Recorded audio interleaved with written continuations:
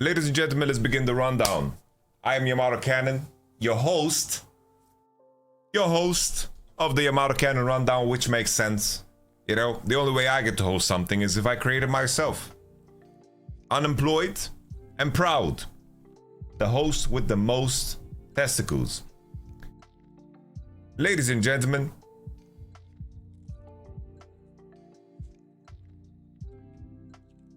this is delusional. G2 Genji wins through mid. Nah, we will talk about it. We will talk about it later. It's like G2 got outplayed and they got outdrafted. There was no metric where they were winning by. Really.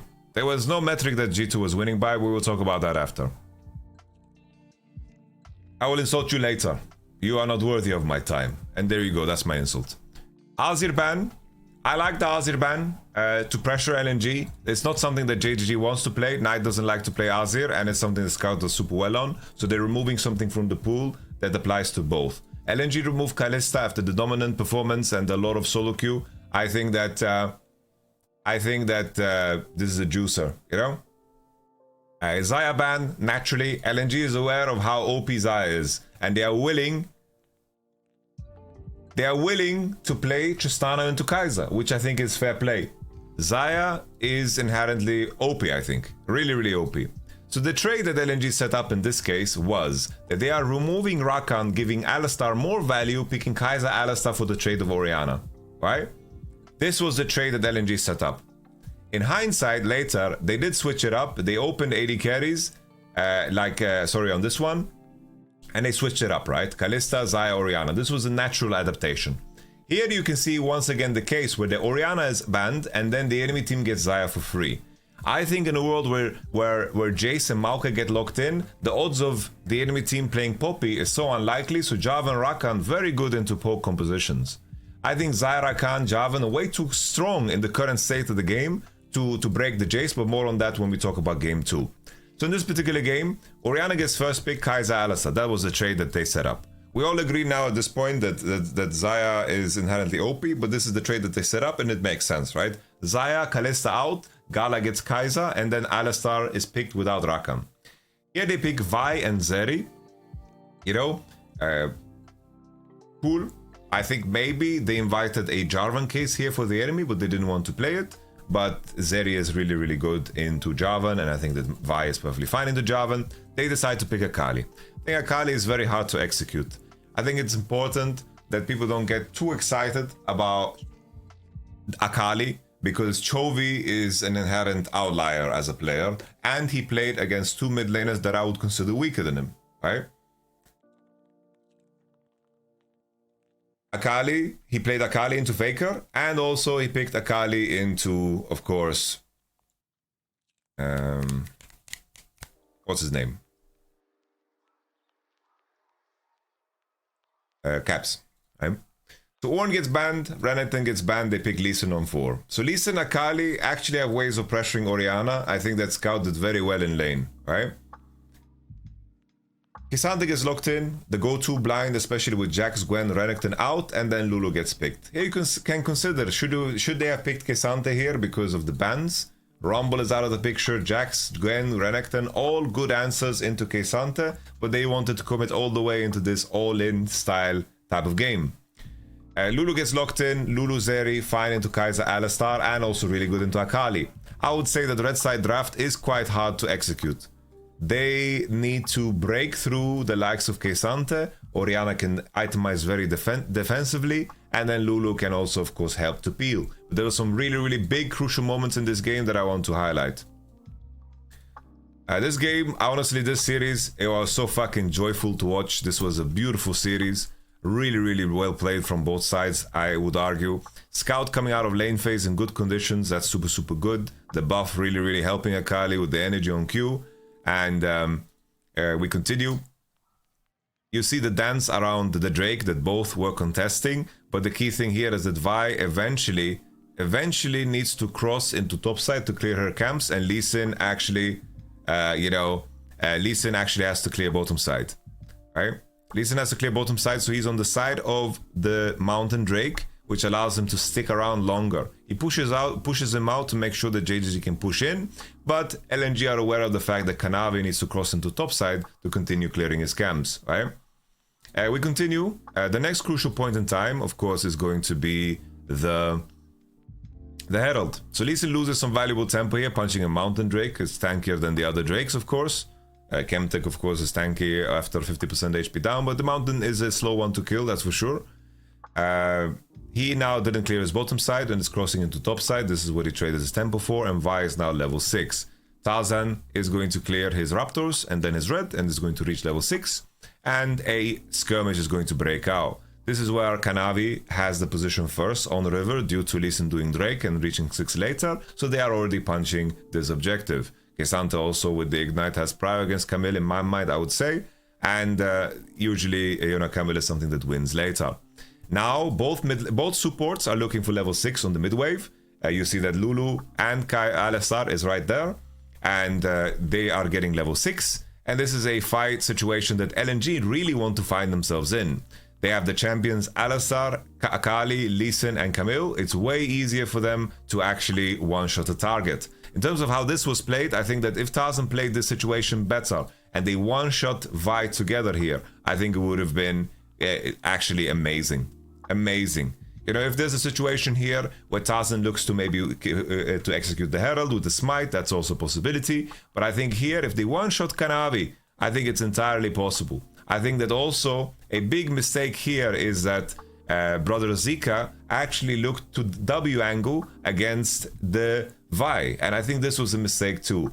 I think that in the world where this angle of the ultimate doesn't go through, I think that this is even freer. But you see Tarzan here, he doesn't kick, doesn't find the damage, and then Kanavi with this HP actually gets the ultimate off onto the Vi, which pushes the Lee Sin away and he gets to reposition. You see Night flashes over the wall, missing, also committing, finding the ultimate to extend the life of 369 in his form. It's very valuable here that a champion that is inherently, right, squishier in this moment in time, with his ultimate on, gets the Lulu ultimate, he gets to stick in the pocket, and it's just wonderful, right? Wonderful. And then you see this sequence here with Knight's flash over the wall, Scout is the one connecting late, and this is such a good commitment here from Knight because the enemy has control over river. He's not trying to take a bad path into the situation. He flashes over the wall, and the fact that Vi got her ultimate off really broke this game.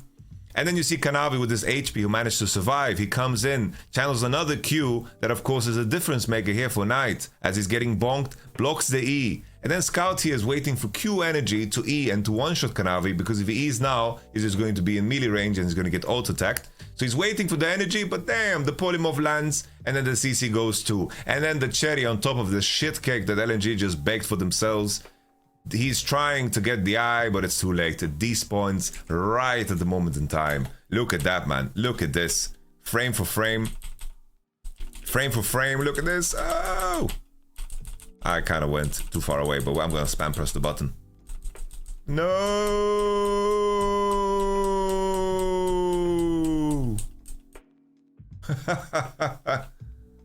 Woo!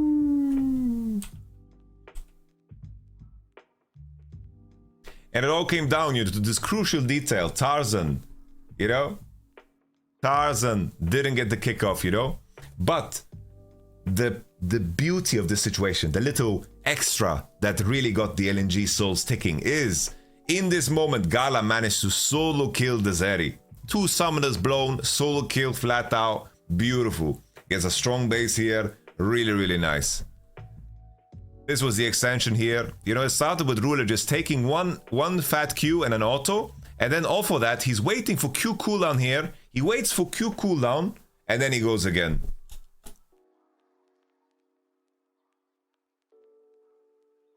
And there's he gets it. But this is the JDG rule. If you tackle Michael Jordan like that, yo, Scottie Pippen, Dennis Rodman, everybody's coming. Everybody's coming, ladies and gentlemen. Everybody's coming. Because out of this replay, we don't even get to see the setup of it. We don't get to see the setup of it at all because They are coming to break Kaiser's neck. Actually, we get to see the setup. They're going straight into bot. They're stacking a wave. Alistar, Lee Sin are not shown on the map just yet. Kanavi not spotted because missing his sweeping, and he spots the ward, gets the auto off to drop it to 2 HP. Kanavi's hovering around. And let's see what kind of information here they get. Because Alistar... And here they are too late. And Gala's neck is broken. Boom. Is Kaiser a real strong pick or just a bait? I think that Kaiser is strong in the cases where, like, it's not good into Xayah.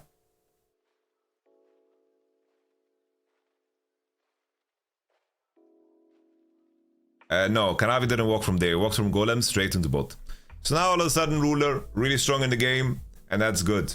Is Kate the answer into Xayah? I think if you want to lane against Xayah, play fucking Ashe, Kate, Ziggs. If that's how you want to, like, approach it.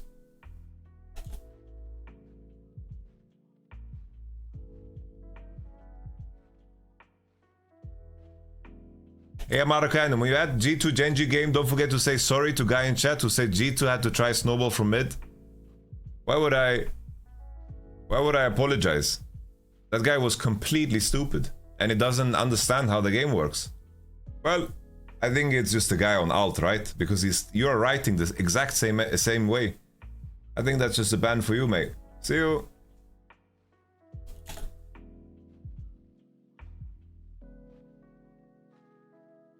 Such a black and white view of the game, bro. Go into the LoL esports chats if you want to write such dim-witted opinions, mate.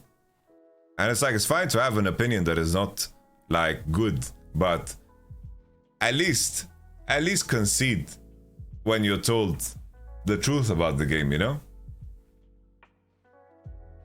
He came in here into my house asking for an apology. I'd like to take this chance to apologize to absolutely no one. No, they can't play against each other in quarters. Alright. This is a bit mental to me. I think here, I thought they are just going to one-shot the Camille here. I don't know why he doesn't ult the Camille.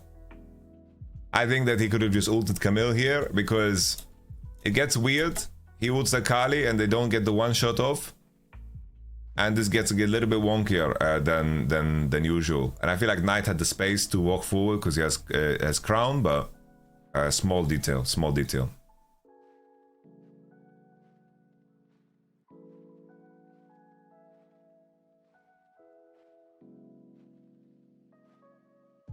This was a beautiful gank timer on bot, because this was the exact moment where Ruler is getting his flashback. I just wanted to highlight this.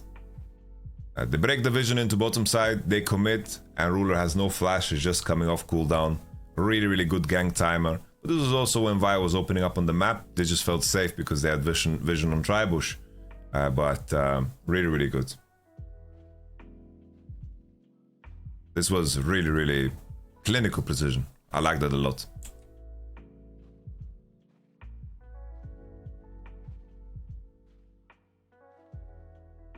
It's just standard 1-for-1 trade on top side.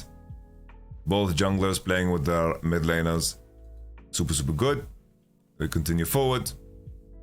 This was kind of, you know, if you're in such a state as Akali, Akali is a very dangerous champion. Because if you fall behind the curve, you're really useless. You provide nothing. If you don't win, you provide nothing. Akali works very similar in a lot of ways. It's like Akali is similar to Rumble in a very weird way, because Rumble is very strong early, Akali isn't, right? But Akali needs early and mid game to play out as if she is Rumble in order for her to carry the game. So she needs to come out of early game ahead and not behind, even though she is weak early. She has some windows to trade harder now with the Q change and the energy change, which is massive, which is really big. But if Akali's behind, she doesn't offer much. Looking at the flank that they've just set up, right? Scout is level 10 here. There is no world where he does or commits anything here, right? I think that Akali should just be pushing top and hope for the best. Akali is very strong in skirmishes, but usually the team that has initiative can choose which skirmishes she needs to participate in. But the window where they fought on Rift Herald was a crucial window for Akali, but she came out, like, Orianna came out of that situation 2-0-2. Very, very rough, right?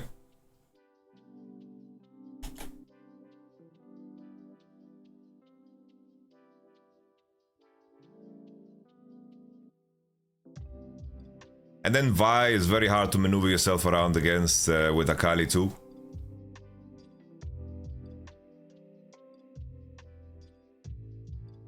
JDG does such a good job here of making sure that the flankers get denied here. 369 is pushing Hung away, Zika is here too, and LNG do the decision of just hitting the Drake. These guys are kiting back, there's no chasing an impossible fight. Here, LNG are just running away and they're trying to peace out. And LNG sneak the Drake in the middle of all of this, and they get away, which is huge, right? It's like a really good decision making from both sides where JDG push out those champions, the Alistar and Camille. The Alistar and Camille looked interesting enough for them to pursue potential kills, but Hung gets out, and then they sneak the Drake in the meanwhile. If JDG begin the Drake there and Alistar Camille has this flank, I don't think they could win.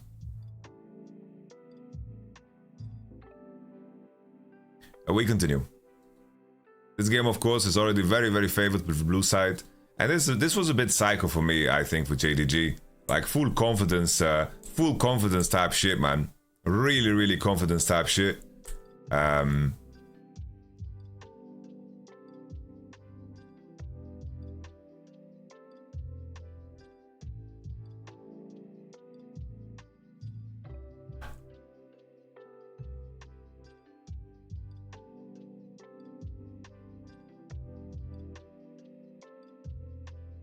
They just rock and roll.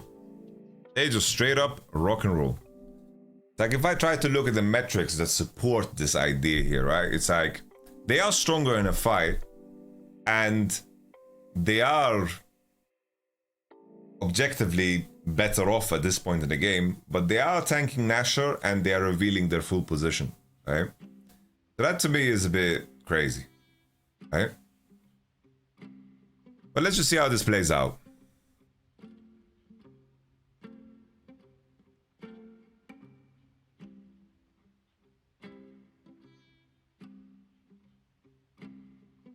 Like, the first crucial detail, right, is they're dropping this incredibly low. Akali on scout, really TP's late. There was a 50-50 smite situation. And then here, Ruler gets kicked over the wall. I think this was the moment where Gala needed to R. I think that he couldn't find a better situation. Knight also buys so much time with Hourglass, and then the R flash gets so much value here because he ults practically the whole team besides Gala. Since Gala didn't take the opportunity to jump on Ruler, he doesn't have any angle here to go, and the fight is already over. It's just that this just seems so psychopath to me. Gala R does nothing, he needs to try to trade, he needs to try to fight. It's like the way this composition needs to play out is that everyone needs to be happy with trading their tools for tools. Because everyone in their team gets giga counted. Everything. He can't kill Ruler, yes, but you don't understand Uncovering Real. You don't understand is if you don't fight this fight all the way, you can FF the game. You're never gonna get a better opportunity than this. Never. Never ever you're going to have a better opportunity than this. He needs to fucking go. He needs to fucking fight. This is 100% all in. You don't fucking play to live here. Even if it's bad. Pause when Rulers kick, you still don't understand the point. You still don't get the point. Him doing nothing serves no purpose. Here you have to try to play. You have to try to play.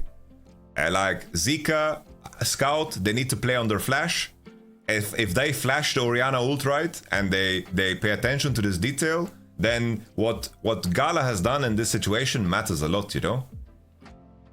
it all adds up. It's like they need to use their flashes. They need to use their flashes on the Oriana Sombrero, and they need to play this all out. It's like red side composition needs to play in a way where all of them expand their tools to burn the enemy tools to give space for everybody else. Because JDG can choose a target to kill, choose a target to lock down, but that needs to buy enough space for everyone else to maneuver themselves. But I repeat, at the beginning of this fight, JDG is stronger. JDG is a stronger team in this position. They have the better comp and they should be winning, right? But I underline this is like you need to play out your hand because you have chips on the board, you know? Later, there's no opportunity that's gonna arrive for you. Nothing's gonna arrive for you. There's no other chance for you. Nothing.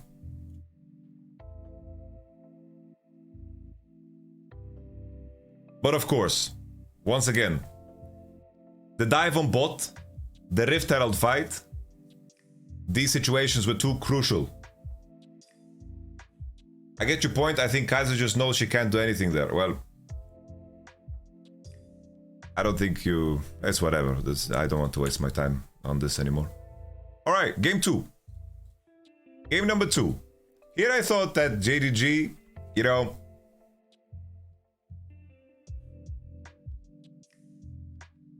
Jace Maokai, while I think there was a period when this was really strong. I think Jace Maokai Kaiser worked a lot better in a world where teams were less precise. Because the truth is, Jace is not strong early, Maokai is not strong early, and Kaiser is not strong early in my opinion. Especially into Xayah. So when LNG locked in Sylas, I was not a big fan. The reason I was not a big fan, I wanted them to play something with more pace. Nico, Ari were really good bans from JDG. But this unironically, if Scout had Vex in his pocket, Annie, these type of champs, I think that they would work better than Sylas. Even though Sylas in this particular game that played out was very, very impactful.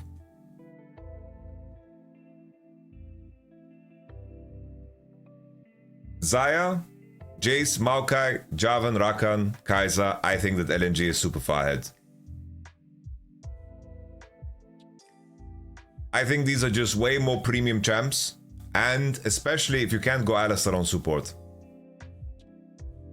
Sylas into Jace's self-counter, I think it's okay. I don't think it's as bad. I don't think it's as bad as it seems. I don't think Jace is strong enough early.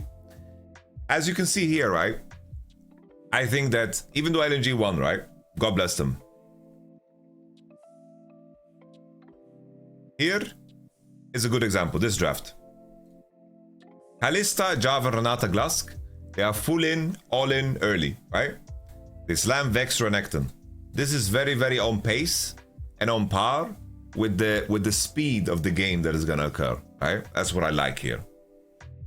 But nevertheless, Sylas worked out well, Scout lane well, he was very, very impactful in this game, so we don't need to harp on it too much. Nevertheless, Jace, Maokai, Kaiser, Rel, Kesanta, I think is a solid 4-5, right? Very solid 4-5 here for JDG. My main issue with Jace is that there's a lot of games that he plays, and also for Kaiser, is that they have to wait too long for their spikes. On one core, they aren't that interesting. You sit there with your tier, your long swords are coming in. On one core, you're not super interesting. Same thing with Kaiser. And then you have to basically concede the majority of the game. First Drake, second Drake, third Drake, Rift Herald.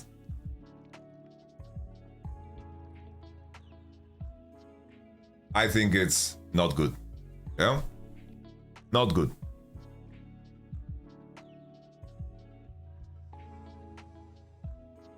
So, the continuation is the game. Let's take a look at the game. Now, it does mean that Gala is going to get his hands on Xayah, and I expect there to be The trade. classic trade. Although The trade. Jace Maokai is a... No, I think stylistically, Jace Maokai can be good against Xayah in isolation, but the thing is, there's too much engage in the meta. Way too much engage in the meta, bro. Like, Rakan Javan. How do you think the enemy team can't choose when they fight? It's just not a thing. I think blue side 1, 2, 3, they were super far ahead. I think that the Silas made things a little bit harder, I think, out of draft. If you want my honest opinion.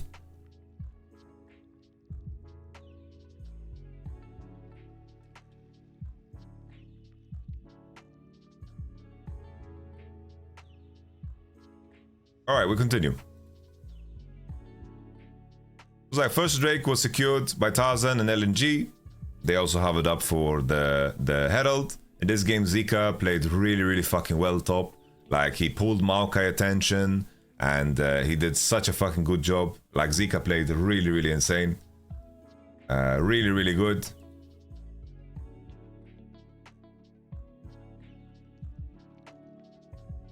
We continue.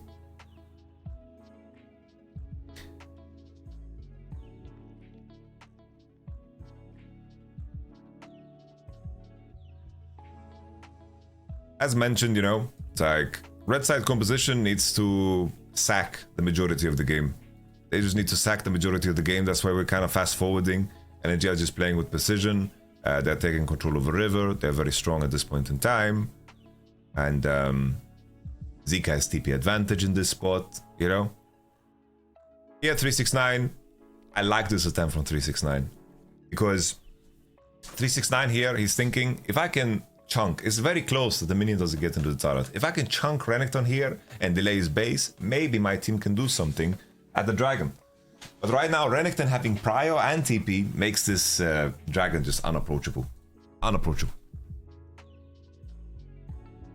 It was very close. Very close. It's a good attempt. I like this attempt. So they secure Drake 2 eventually.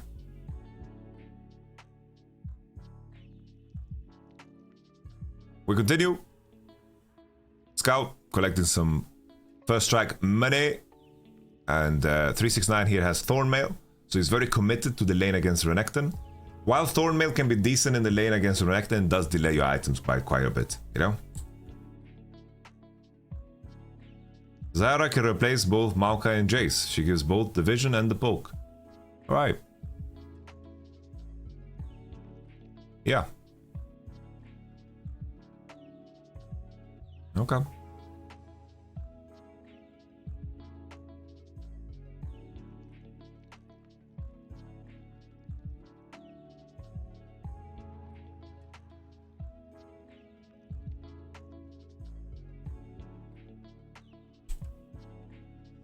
Here in this moment, Perks highlighted this.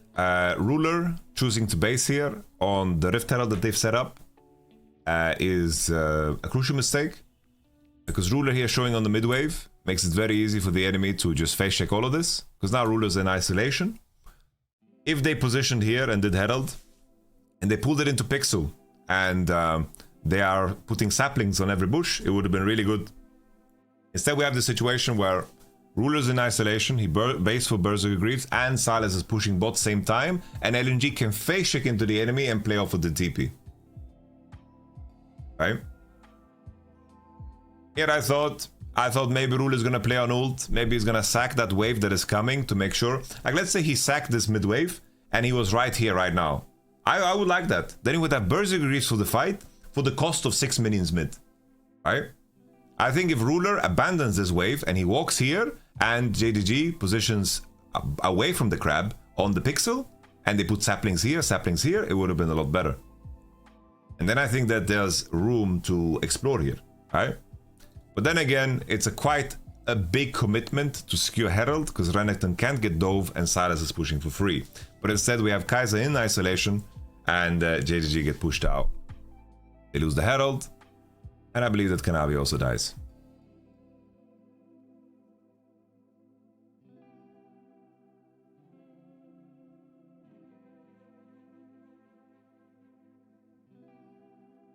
Can't you wait for good ult angle? No. This is not how you want to play in this team composition. You don't want to play in this team composition And also, like, Kaiser ult doesn't have, like, it doesn't have endless range, guys. It doesn't have endless range. He wants to be standing in the front playing with Stormrazor Q and keep ult. The enemy needs to commit into you. And I think JDG need to stand on Pixel.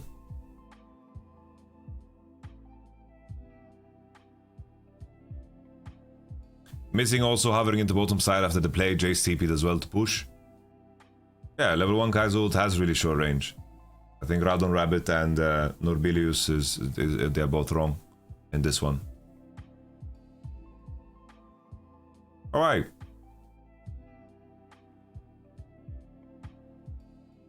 This was also massive here from Scout. Absolutely crazy good chunk. Has the Zonias as well. The roots are coming out. He flashes out and goes into the little pocket that was created out of Maokai. You know? Really, really well played here. The EQ as well on Knight here. He doesn't flash it. And now the game is just gig accelerated for LNG. They're very happy with such an outcome. On the back end, Maokai and K'Sante get a couple of kills, but the gold happened to land in the Silas pockets, which is good enough, you know? It's just good enough. Now LNG is super, super far ahead. They are primed to play for the soul. Let's just fast forward to this moment in time. Here, even this situation, right? It's like JDG fought back. JDG fought back. And the way Kanavi and 369 like create space and use their summoners to create some variants to open up room is really, really insane. It's like here, they burn the flash and run off, you know. They're creating space. They're creating space. They're like winning space again, you know. And here I think JDG with the poke that they've managed to do so far, I think that this they create like a winning situation. I think Ruler pushing mid is fine, but then he's walking to hit the turret. I think it's too much. I think Ruler should just move now. Like, he pushed the wave, it's good, the Drake is tanky. I think he should move and join the homies. But yeah, I don't know what Ruler is doing. He's hitting the turret. I think this is some psycho shit, man. But the JGG is just fucking trying to win it all in one poker hand. You know? They're trying to win it all here. They're trying to win the whole bag. Which is like, you know, he got some chip damage on mid. It is what it is. It's not that big of a deal. Yeah, the EQs are still landing. You can see Gala's HP is half. You see that Renekton's chunk too. Like, they've done some good marinating here before the fight starts. 369 looking for the Q3. Maokai ult for Maokai ult is traded. Scout is CC'd in the back there. Zika gets ignited. 369 and Kanavi, they're winning a lot of space. Good timing engage here. Like, now, aesthetically, this looks very good. This looks very, very good. Do you need space this early with Jace doing good poke? Yeah, of course. They need to be able to step into those bushes. It's like, if the enemy plays into river, then, you know, like, they played it super, super good. Of course you need to create the space. Nevertheless, here, Missing breaks his life to get this engage on 3, right? So he's dead here off the back end. And 369, even from any moment in time, right? You can even argue Missing engage. If he holds it, maybe they can just walk away from here, and that could have been a day. That's a fair assessment. That Missing doesn't need to do this. But JGG played this so fucking fast. They played it way too fast. And I think the biggest griefer here is just Knight with the flash over the wall. Into death. So that is a very big grief from Knight. Very big grief. And then with that, this leads to Nashor. And the game is over.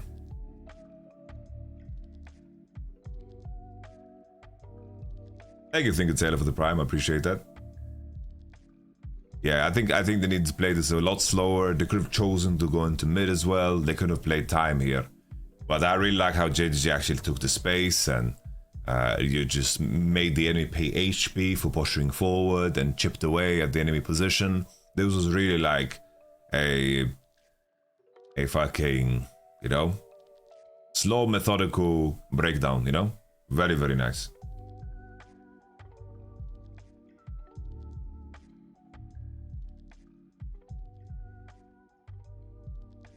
Alright. After the Nash, easy peasy lemon squeezy, Kanavi gets caught and the game is done. Alright. Game number 3. LNG adjust, Kalista, Xayah, Orianna. I think these are red side bans for the rest of the tournament. Unless you're a team that has counters to play into Xayah or into Kalista. I think these are the bans that you need to lock in.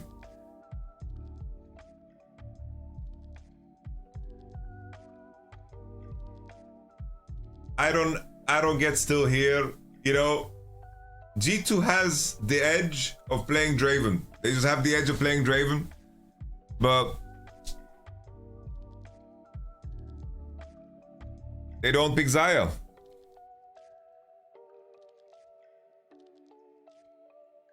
Nevertheless, Kalista, Xayah is out and they pick Kai'Sa, which is solid, right?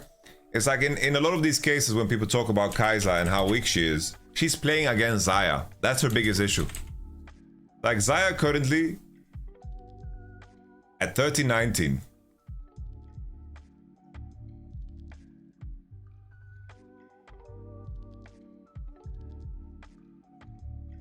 This is crazy.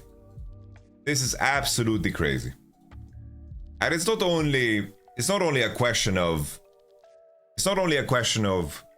the fucking number, because it is a relatively small sample size. It is just that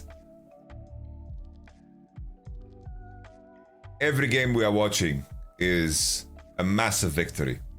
And if we isolate Kai'Sa then, right? If we isolate Kai'Sa,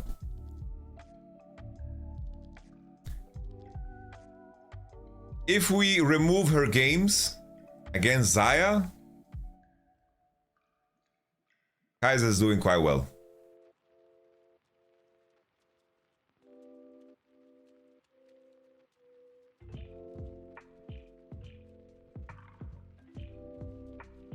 Additionally, if we look at Xayah, I'm pretty sure if we look who lost with Xayah, it's some shitty ass teams. Let's take a look who lost. Slader, Crowny, Slader, Root, Shun, Yutapon, Slader, CEO, Stixey.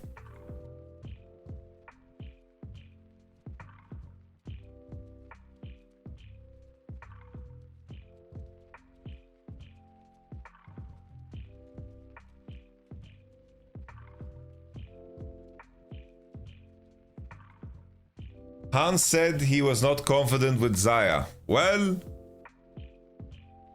it was really bad, yeah. But, guys, we're talking about the winner bracket, you know? It's like, here you're playing 2-0. You're playing the 3-0 against some of the best. If you are not confident on the strongest champ on the patch and a champion that has been OP the whole year YamatoCannon has been OP.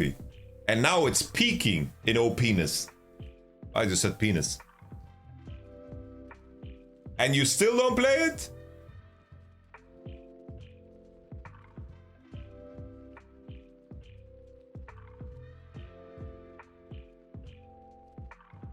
It's the same like when people don't play Rumble. People don't play... if you don't play Orianna, don't play Azir, right? You don't play the junglers, you know? It is rough, it's tough. And I think at some point, right? If you're in the position where you... Like, for example here, like what does Poppy Band do if you're getting first pick Maokai every game? It's like at some point G2 need to recognize that they're getting, like after this game, oh, the enemy is banning Draven, Orianna, Kalista. Why would this ever change? Do they think that, oh, if we don't ban Poppy, that the enemy won't ban Kalista? Is that the idea? Maybe could be. But, I don't know. I think they need to leave room then to ban Xayah, you know? Alright. Game 3. Kaiser gets picked. As I mentioned, Kaiser with Zaya out is still a very solid champ. Very solid champ. Vi Ari gets locked in. They want to play this all-in, fighting type style composition. I get it, okay? But it invites a Nico. Nico is a very good answer into both Vi and Ari. I think the lane matchup is very hard for Ari. Rakan gets locked in. Tristana gets picked. I think Rakan Prio is insanely high in this moment in time because Alistar's banned. I thought they would even go so far to first pick Rakan. Right? I would even go so far to think, oh, maybe they are first picking Rakan. I was surprised that Rakan got through here because Alistar's out. I think Alistar, Rakan, they're on a tier on their own. In this moment, Nico is picked. I think it's really good into Vi Ari, and Rakan is probably just the most OP support on the patch, right? Together with Alistar. Tristana gets locked in. There's a key difference, right? It's like LNG have a pick that they like to play into Kaiser, and that's why they are banning Zaya, Kalista, Orianna, right? Cool. On Renekton, Jax, Rumble. Here it seems, I thought they're gonna just lock K'Sante, because I didn't think that Gwen gets a lot of value here. I think an issue that Gwen faces, like I like to really, I like the fucking Gwen spots. I really like it. But I think Gwen is a champion as well that doesn't have... It's not a fast champ. And I feel like games are really fast. You know? I feel like games go quite quick. And it's not like she rolls over a K'Sante. And in my mind, when you're showing Rakan, Wukong, it's not easy to play Gwen. I tell you that. It's really not easy. So... I preferred K'Sante here on blue. The boys on the call, they like the Aatrox because they don't want to pick K'Sante to invite Gwen. But I think K'Sante is really fucking strong.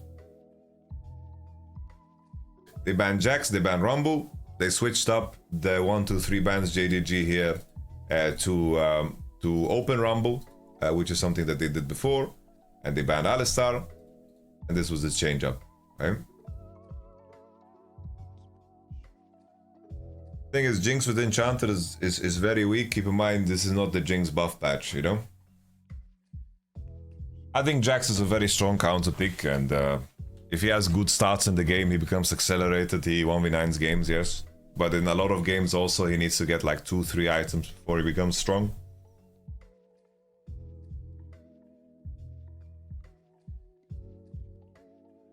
No, of course, I understand the respect for Gwen, yeah. I'm just talking about draft in a vacuum, right? I'm talking about the draft from the perspective of the game hasn't started and there's no nameplates. I am very well aware of Zika Gwen. Zika Gwen got banned in the first game here, right? But they had the room to ban Rumble here. And I think even if you really wanted to, I could see a world where you play Gwen into Aatrox, you know? If you really wanted to. But I don't think it's a good Gwen game, regardless of how good he is. Like, Gwen is good against a lot of champs, but Rakan, Wukong, Nico, Kaiser are pretty fucking decent champs against Gwen, I promise you. If it was like Nautilus and a mage where untargetable, and you are snipping away at many tank frontliners, I think Gwen gets a lot more value, you know? But nevertheless, K'Sante gets locked in. I think draft-wise, this is a very competitive game, but I think that Nico is so strong against Ahri Vi. I like it a lot. And also Wukong, you know, Wukong into Vi was a very smart pick. Wukong is something that has been quite nerfed early, but Wukong and Divine Sunderer, Wukong on 6, is just as great. I will not waste my time talking about Irelia, guys. We're not going to see this champ a single time this whole tournament. This champion is too volatile and too one-dimensional, and there's too much CC in the game. There's way too much CC in the game for this champion to ever be played. And you need to be like God, Irel King, Sicko mode, fucking Irelia player, you know?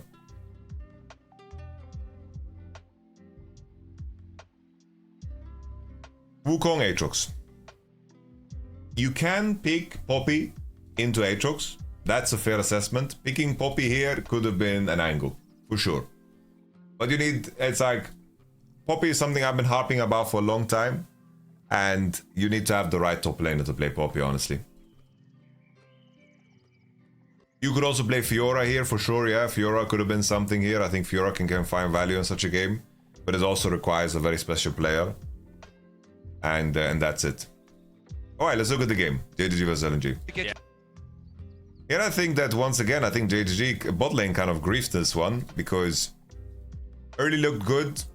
Wukong stole the enemy red buff, but it didn't really buy him too much in terms of time. It did give him a better base, is something that Dom highlighted on the Warhammer base. And JDG, as they are pathing into bot, and Vi was the one pathing into top to get the respawn of golems. Wukong just starts Drake here and bats away at it as JDG is slow pushing the wave on bottom side. JDG here with the Kai'Sa and the Rakan, they had full control over bottom side, and then they hovered for their Kanavi. Nico as well has pressure mid, so JDG has full control over early game on bottom side. We extend here. We have the situation around Herald. Aatrox 369 had good condition. I think it's important, 369, for those who don't know, 369 is a fantastic, like, really good Gnar, really good Aatrox, really fucking good Renekton. He's not... Just because he's the best tank player in the world doesn't make him a tank-only player in the world, you know? Just want to have that said. Just want to have that said. So they secure the Drake, Kanavi, goes Kindle Gem. And we have a setup for the Herald.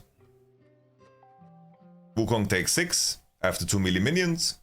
And yeah, the top side of JDG looks very, very strong here. Missing goes into mid also to get level 6. And in this moment, because Nautilus stays on bot, Rakan knows, okay, the enemy team is not contesting. Right? This is Missing's read. The enemy team is not contesting, so I can leave. Right? So Missing now is crossing into bottom side. He's taking the safe path. He's taking all the way around. Actually, this is not that safe, but he did see Nautilus on bot, and spotting Tarzan is good, so I think Missing is doing a good job. The pink is there. And now JDG, their bot lane, they find this window to cross in between because Tarzan has no Q, and they manage to clear the wave. And in this moment, after Ruler cleared the wave, there's no dive. So JDG bot lane here, absolutely smuffed. This is such a big win. Ahri is hovering. Nautilus, Vi, there's no wave to dive. This shit can get very nasty. Missing is 6. Everything is wonderful. But what does JDG do? They give the play back. Because it's so important here that LNG actually get this dive off. This is the only way for them to get some counter measurement against this Herald play, right? But now Nico is hovering. And she will have TP back up. And then here they are pushing over, just over pushing forward. I don't know what they're sniffing for. And Hang, of course, reacts well. And he R flashes into knock-up. Instant. And then the follow-up, of course, from the Vi and the Ahri. And all of a sudden, this Ahri is super fucking fed. Wow. This is such a game that, the comps are very polarizing in terms of power. That LNG can definitely run away with the game after such a kill on bot, This is very, very big. And Nico had the CS advantage against the Ahri, and Ahri on move gets 2 kills, And she already had Dark Seal, she's super fed now, and it changes the whole dynamic of mid lane. Super important. Also the same, you look at AD, Kraken base against no Kraken. Very crucial details.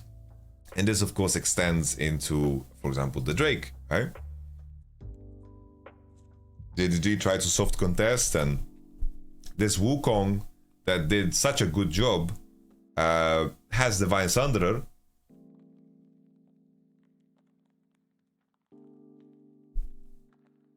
He can't even fight because his team is so much weaker. And this, imagine a world where this bot dive didn't happen, and then all of a sudden the game is just over on the spot. Ahri hovered all the way, Wukong is fucking placing Herald mid, and it's GG, Completely GG. Completely GG, guys. But here, very hard for JDG to enter. I thought this fight was crazy. The reason LNG are fighting, right, and the reason they are hard forcing is because they see Kai'Sa on bot wave. But K'Sante is not here yet, and Aatrox is first, right? But they are crossing a very deadly line. We call this one Satan's asshole, for those who don't watch my stream too much. This is Satan's asshole, and this is Satan's armpit. And over here is Satan's knee pit, like here on this side of the map, you know, behind the raptor bush, the Ning bush, you know? Mephisto knows. The fact that all CC was used and Nico got this monster to save Wukong's abilities here, I thought this fight looked wonderful. They managed to find the lethal here, and it looks like the bomb that was placed on Rakan actually blows up in Kanavi's face too. Look at that. The Kanavi bomb. That Tristana E kills him, and I think that saves the whole fight here. LNG still should be very happy with such a result, right? We have a 2-for-2 situation, and it's not that big of a deal, you know? Once again, Ahri is getting kills, Ahri is getting fed, and she has 7 Dark Seal stacks, but Ruler farmed throughout this whole situation, because this was 4v5. Ruler just said, Arrivederci, I'm not showing up, right? So they secured the Drake, and LG are looking like they are about to win this game. But there's such a crucial moment in time here that, you know, it's beautiful. 369 hovers onto mid. The ward timer, Hang loses his flash. Here LNG.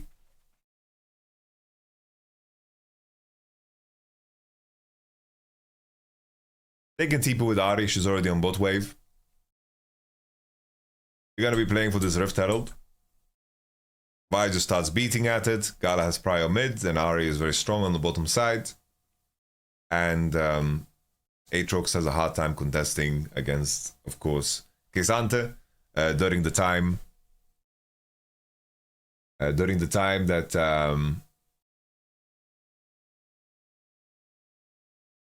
of course LNG have full control of the river. They secure the Herald, and now everything lines up for this Drake. You know, every fucking fight is so crucial. It's like both team compositions need to take every fight. It's very crucial. You can't fall behind, because Nigo's the type of champ, if you fall behind, completely useless. It's just how the dynamic of everything is, you know?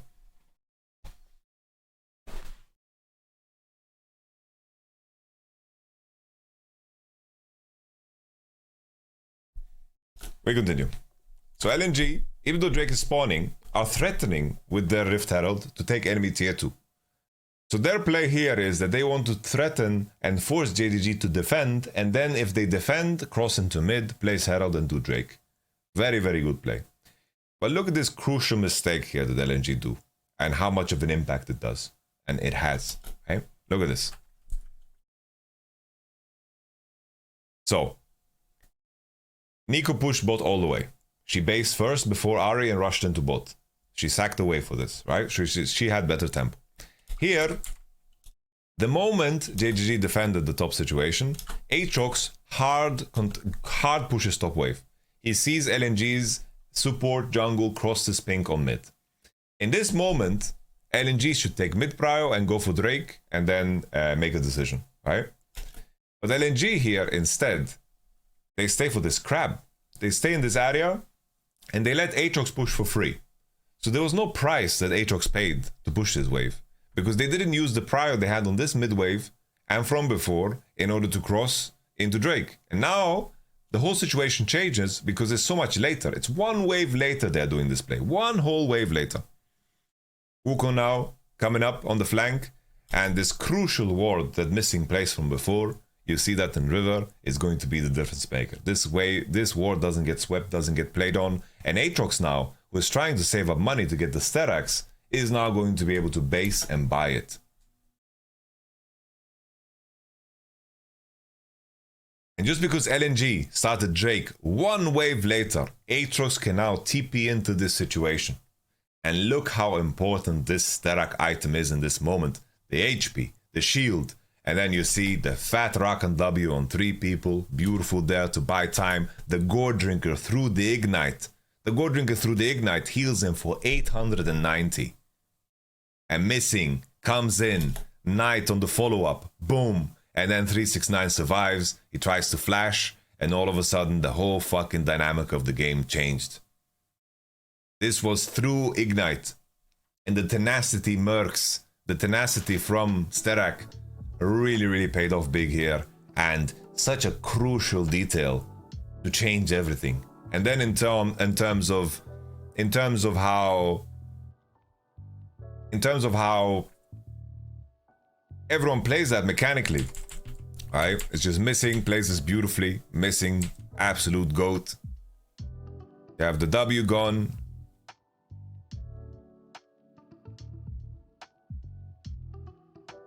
Where is Scout Charm?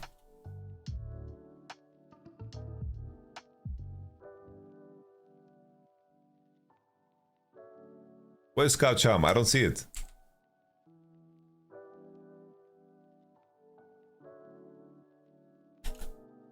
There it is.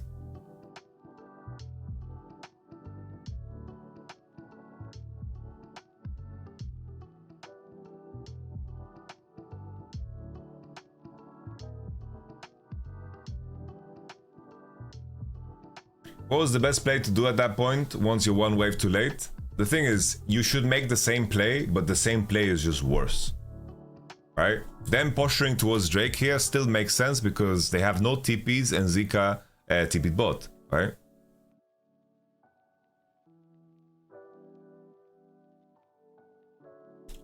Keep in mind, it's not an end charm. Like it's completely normal to look at this.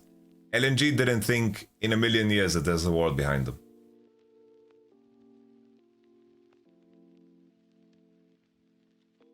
They didn't think in a million years that this ward is behind them.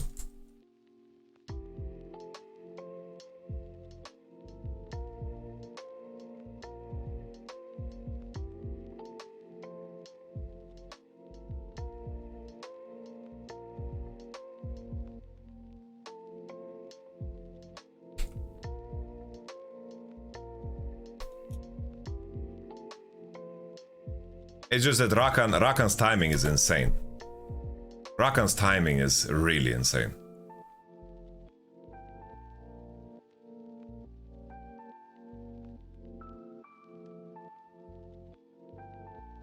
Rakan's timing is crazy.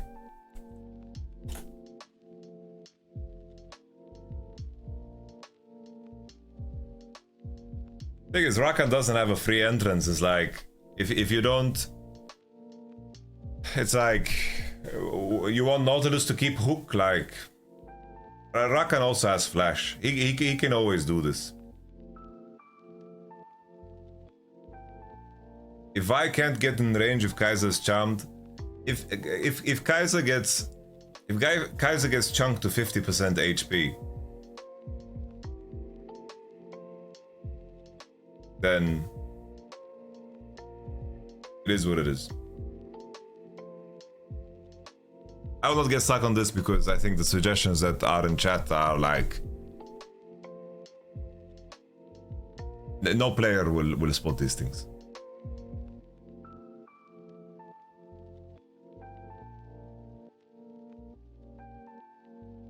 And if they ignore TP and walk towards these guys, JDG will tether themselves to them. They will not walk forward if they walk forward. They will play space. They will space them. They will space them. That's why in this game I thought Rakan first pick, because Alistar is out. I thought this is going to go for it, you know?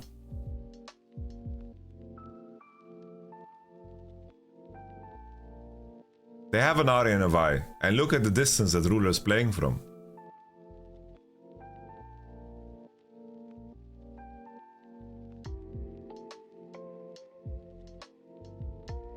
We continue.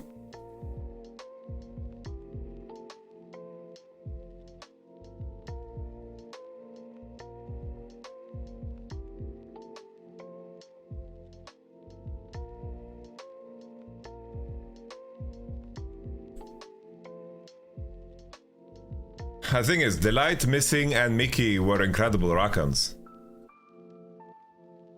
They are not incredible. They're like they had insane Rakan games. That's why it's so sad that Hansama is not a great Xayah. Nevertheless, let's take a look at the final moment in the game that like is just Scout getting annihilated. He gets W'd here by Kaiser. Scout is like pushing forward to poke. Now Wukong sneaks around here. He's not spotted by vision because he sweeps. And then Scout just feels safe. Goes towards Wukong's side. Gets killed.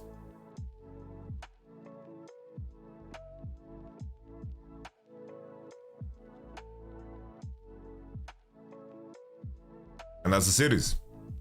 That is the series. Let's see if game 2 is released, so I can just pull it up. There we go. Stylus again. Okay. G2 vs Genji. So I said yesterday on stream, I said that G2 got away with murder against Weibo. I said that. Plain and simple. It's like, I co-stream on the G2 channel. I'm very happy for G2. I'm gonna gas them up every time. But look at the draft. You think that anyone else in this tournament is gonna get this draft in 1, 2, 3? The enemy even picks Vi.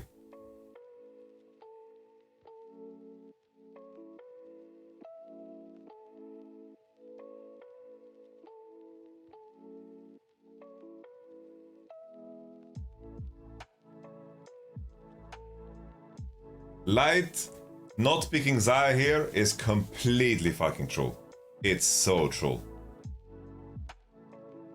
It's so fucking troll.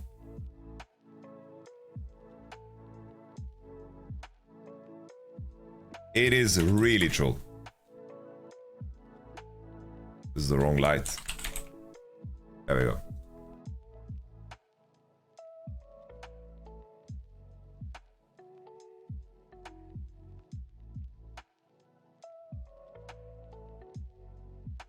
Bro, this guy just doesn't like Xayah, it seems. Okay, but this meta is insanely Xayah heavy. That is crazy.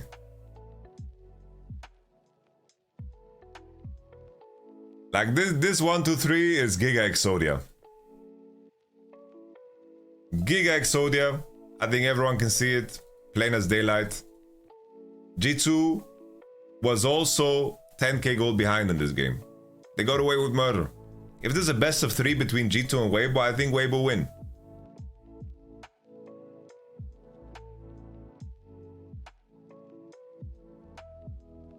Unless G2's bot lane can carry. Because I do think that Mickey is much better than Crisp.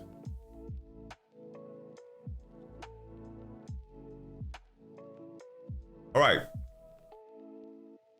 This game, Vi, Poppy, Jarvan. So G2 has been banning Poppy on blue for the longest time to force Kalista ban. This has been their headspace for very long, right? They banned Vi. Not sure why. Not sure why. Jarvan. Also. I think Vi, Jarvan bans. I don't know. I think, you know, for example, in this spot, right? Let's say G2 don't want to ban Xayah. Then let's say, for example, here, when G2 is on their 3rd ban, they see that, wow, Kalista or Maokai is open. We're gonna first pick Kalista or Maokai. Let's ban Xayah. Very simple solution, right? Let's ban Xayah because we want to first pick Maokai or Kalista. Alright. I will take that. I think Maokai is really fucking strong. I think Maokai is very OP. But I think that the jump from Xayah to the next AD, Xayah Rakan specifically, to the next support and AD is way longer than Maokai to Rel or Maokai to Ivan or Maokai to Jarvan. Way longer jump. And I think that at this point, G2 just ban then Xayah and then play the game. And then you can first pick Kalista, you can first pick Maokai, and then your strength of forcing Draven bans can turn into something you don't need.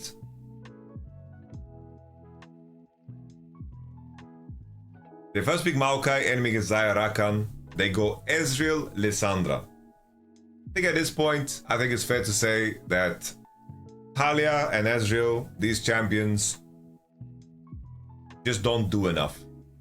There's too many moments in the game where they are weak, and those moments are far too many and far too crucial for the decision of games. The theory of Talia has been debunked. Like that this champion is good against engaged champs that have dashes. These rocks don't fool anyone. Okay? And then the additional layer of it, right? Lissandra with Ezreal pairing, I don't like it. I think Kai'Sa would have been better here. For me, right? The key thing, imagine here, right? They ban Zaya as an example. They first pick Maokai, enemy's like, we have to pick Kai'Sa away. Kai'Sa is the strongest AD. And then G2 says, haha, you should have watched some LEC, motherfucker. Kog'Maw Braum. Boom. And then, all of a sudden, they can invite Kai'Sa angles, and they have many traps for Kai'Sa. You know? It would have been better. How would Kog'Maw Braum be in this series? It would be terrible, because they gave Zaya Rakan every time.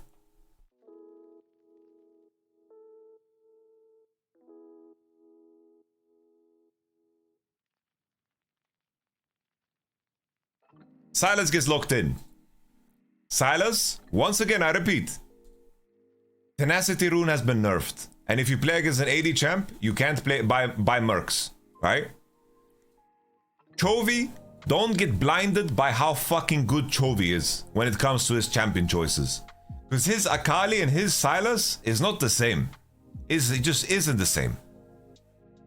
Playing Sylas in such a game against Lissandra, Maokai, Renekton is not fucking easy.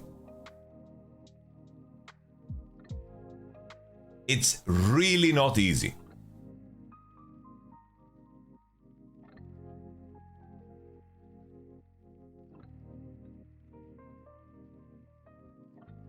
Right?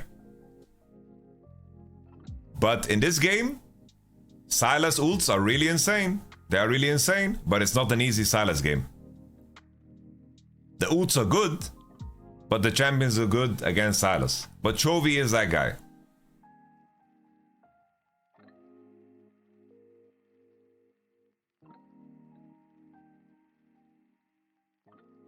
So, we continue into 4-5. Genji banned K'Sante, one of the strongest blind, if not the strongest blind on the patch, especially when Rumble is out. And then Jace, they're just banning an AD champ that pairs together with Maokai against Sylas. Tristana is not something we've seen much, and I said I dreamed of a Cassio lock-in here.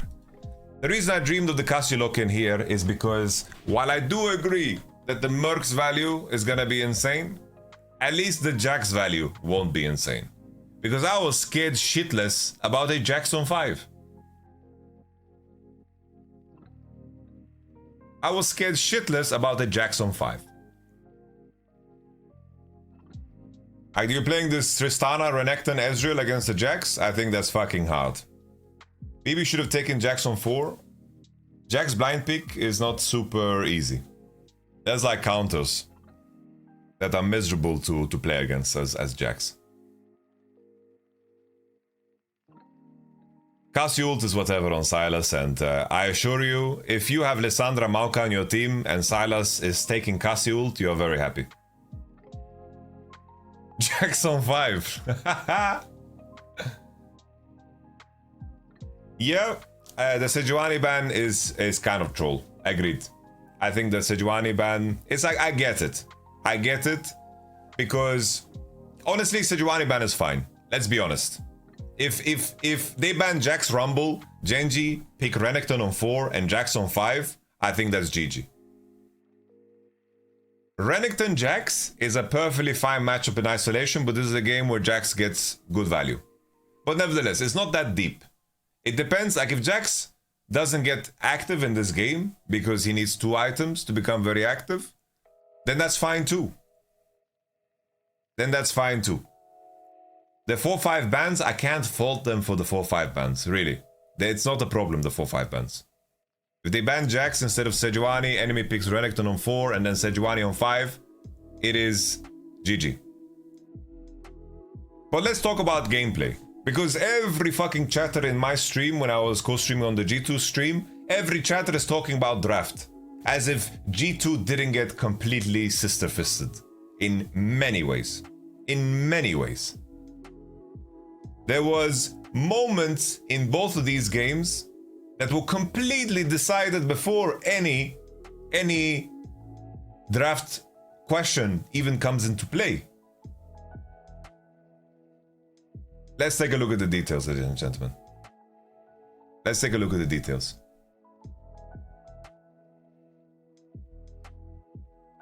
Mistake not to. They Here, just to explain it, right? To give some really good level 1 here, they force Jax to start Q.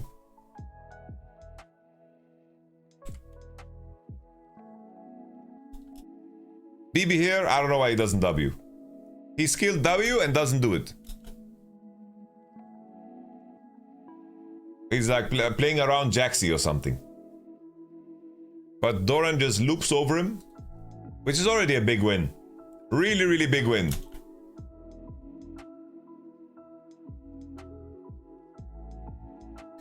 It's a really big win because Jax started Q. His E is his whole early game.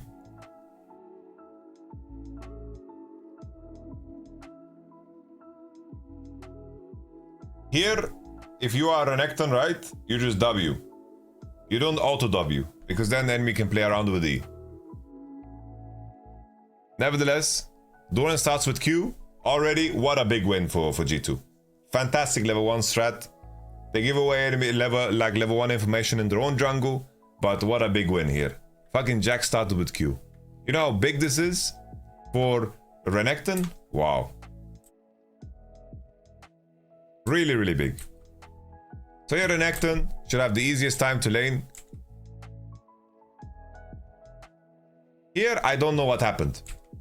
I can't understand. I'm looking at the HP of these two players, and I don't know what BB is doing. I don't know what happened here. But it's fine. He has Q. Actually, he has fucking W. Never mind. He has W. He has fucking W, not Q. Nevertheless. BB is stacking a wave. Doran has potion advantage.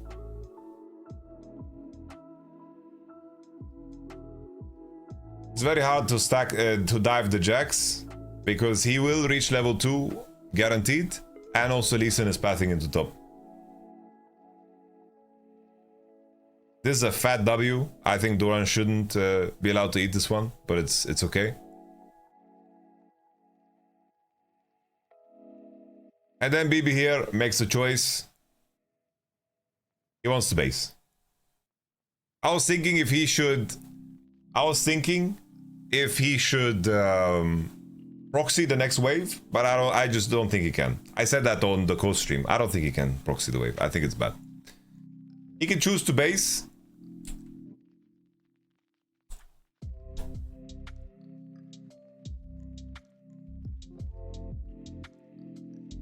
He can choose to base and keep TP. All good. All good. Cap's camera is out of focus. Yeah, I will tell them.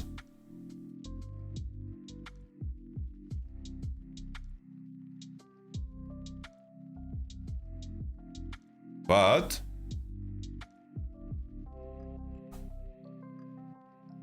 I don't know, he's walking now and then he TPs. What's that? Why he doesn't walk?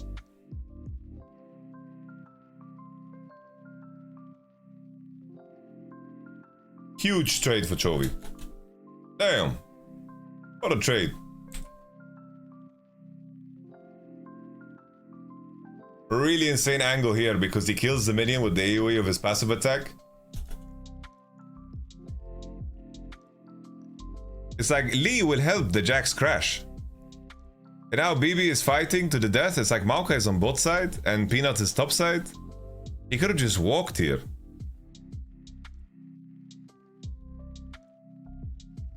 Terrible.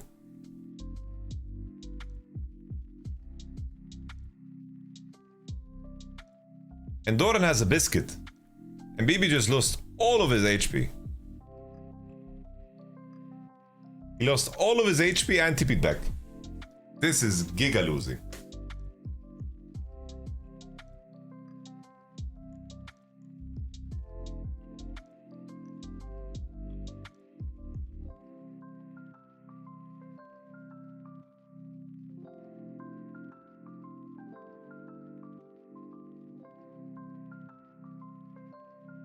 As like Peanut misses his Q, he could have burned Renekton's flash.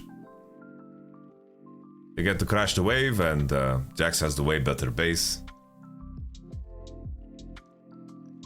Now at least Lee Sin needs to go into bottom side, right? Like in a world where, like if Lee Sin is a psycho, right? Because he gets spotted here. If Lee Sin is a psycho, then Lee Sin, he just goes top and wins the whole game. And then Renekton, there will be a freeze, and it's done. But he's playing for himself, he's doing the safe play, that's perfectly fine. It's not crazy.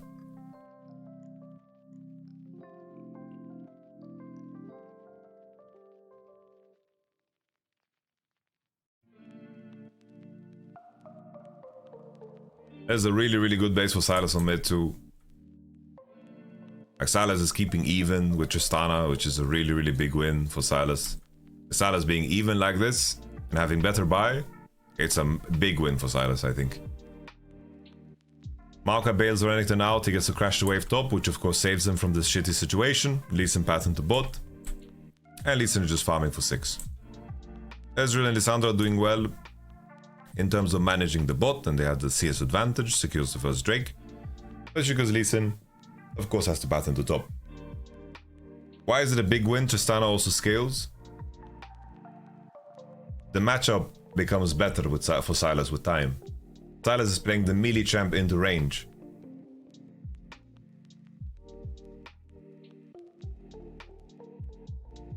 That is why.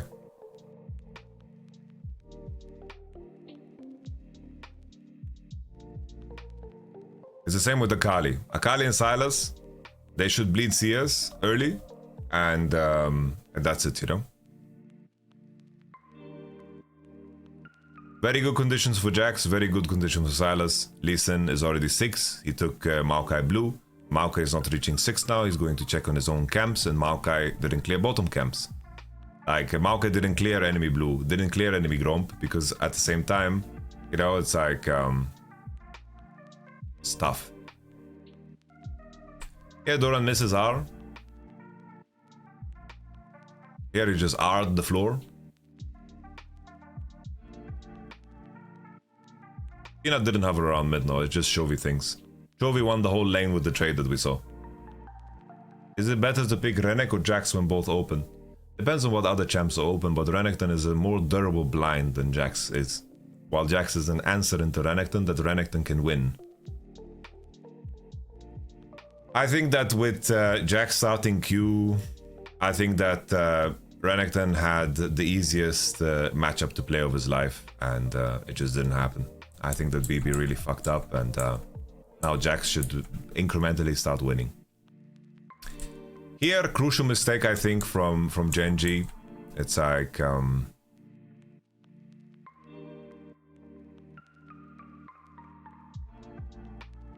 they have such big support prio, but Lee Sin doesn't open on top side. He goes to Wolves. I didn't like this too much. Top lane is equalized state because both of them need to base. And Lee Sin here goes Wolves. I don't like it. Do you think Mercs on Triss was a good idea? I don't think that you get... like, it's a laning item. You become really fucking tanky, but you don't have damage, right?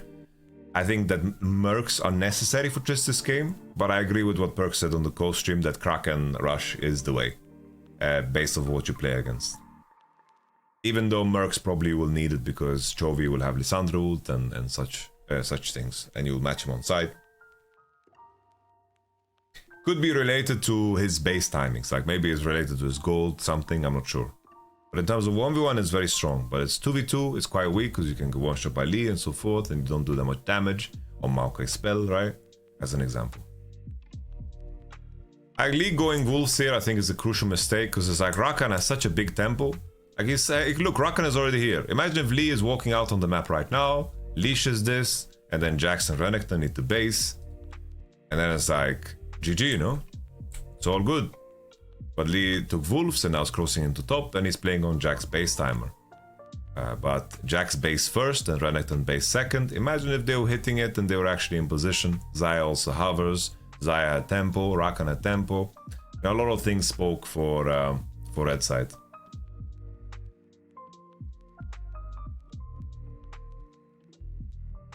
Here again, you know, Delight has 6 advantage and Lee Sin is doing red. Like Lee Sin is not doing Herald in this moment where Lissandra's level 5, Delight is 6 and Jax has tempo. Genji is completely fucking trolling. They are really, really trolling. Here Lee Sin could just hit Herald. But they are not. And now Lissandra's on the next mid wave. And here she gets finally, I don't even know now if she gets 6. This Mickey could have died here. Still, like, now all of a sudden, now we have the situation with Xayah full moves again, and still, no Herald leashed, like Xayah is moving. You should leash Herald right now. Right now! Why don't you leash Herald? Mickey's still 5. They're refusing. And then here, I think Delight entered here. I think Nick is just dead. If Delight just presses R, Mickey is just dead. And there's no masturbation here. He's just dead. I think this whole sequence, Genji, were very underwhelming. I think that Lee Sin refusing to punch Herald when it was good was really bad. And here Chovy, if he gets his last auto off, it would have been huge. But instead we have this situation where Genji tried to kill mid, they didn't accomplish it. They walk away with less HP, and then Peanut gets cancelled on Herald because he started it. Like, for a solid minute and a half, Peanut could have secured this Herald, but then they didn't. And then off of this mid play, G2 steal away the Herald, and then Chovy gets solo kill on mid here, of course. And the ult to break the chains too. I think it's pretty close, and Triss can R them away also. I don't think it's close. I don't think it's close at all. I think that they one-shot Lissandra there.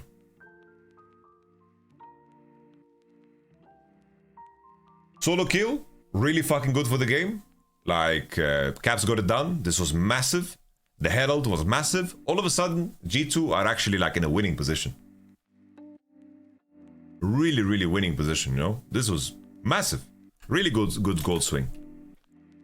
But it all kind of falls apart again in this crucial moment here on mid. First Caps dies. And then the game kind of falls apart. You still have the situation on top where Doran has really good condition against Renekton. And we just have the situation where Caps is playing very aggressively for plating, I believe that's what it is. It's super close too.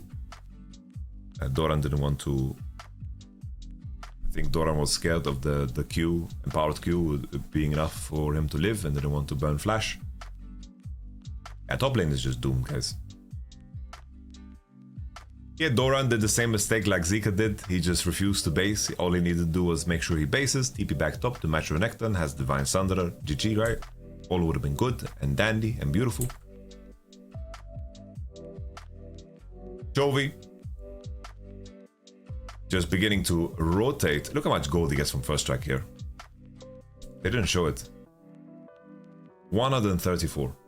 Oh.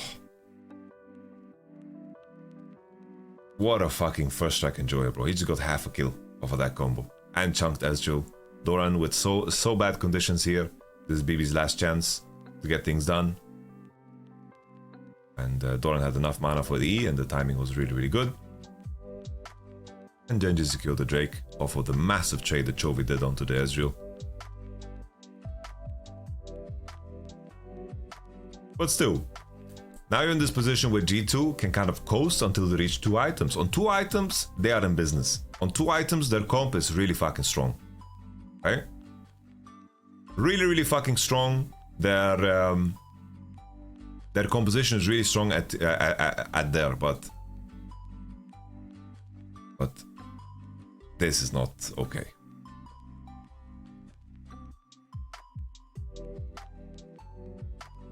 This is tough. You can't do this.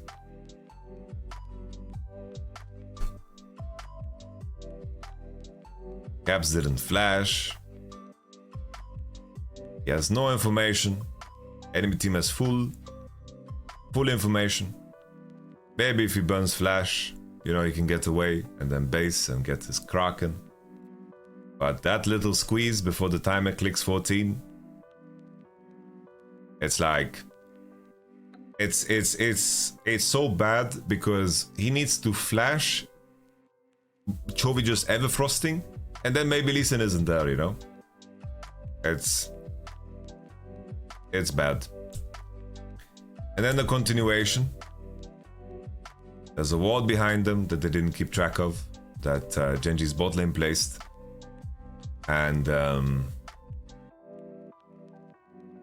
here we go again. They chase after Hansama, who had to burn his flash. The light is coming. We have the flash as well. Mickey managed to escape certain death. And the game shifts.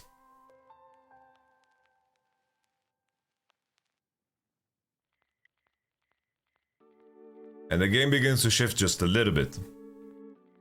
Still, I am of the opinion G2 on 2 core is they have a very strong team composition. And I think that a Sylas that plays without tenacity can easily die. Here you think Pace could have just cleansed instead of flash. I think if he takes the damage from Maokai R, I think that he will be in kill range of Tristana flash auto. So this is keep in mind that the more he can brace Maokai with first strike, so it will hurt. This is still a perfectly playable game, I think. Still a perfectly playable game.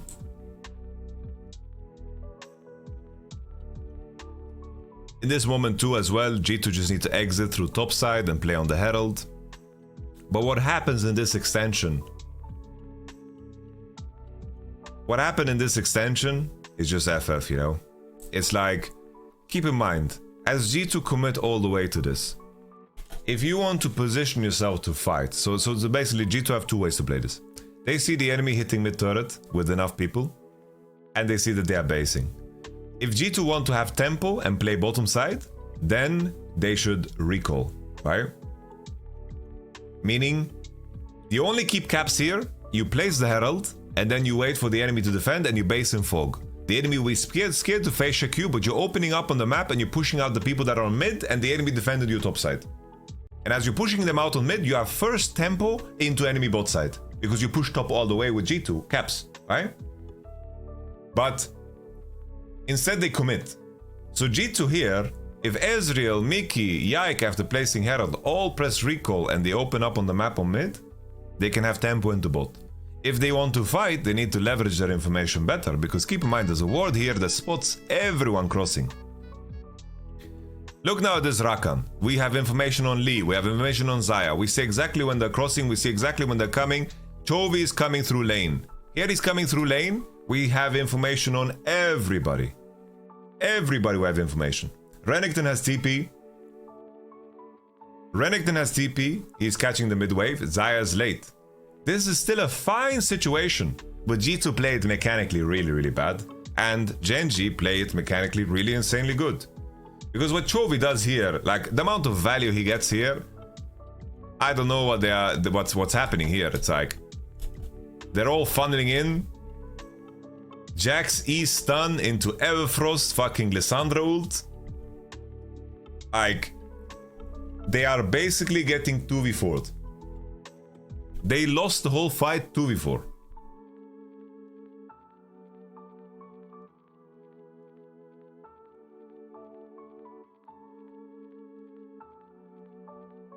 And this is terrible. I think macro-wise, I think that you base and then you walk into mid, and then you cut into bot side, and you use the tempo swing, you know? Would have been really good.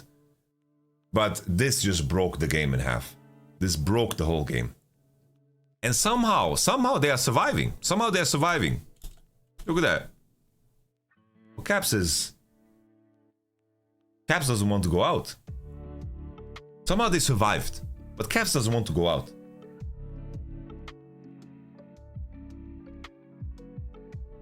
I think if Caps kites this, I think they can play this a little bit. Zaya's very late. Look how strong Renekton is as well in this situation. Look how strong Renekton is here. Zaya's still not in this fight. I feel like they kind of abandoned him. And I think Caps just 0-7'd. Look here how strong this fucking Renekton is in this game, by the way. Playing as a full fucking melee champs.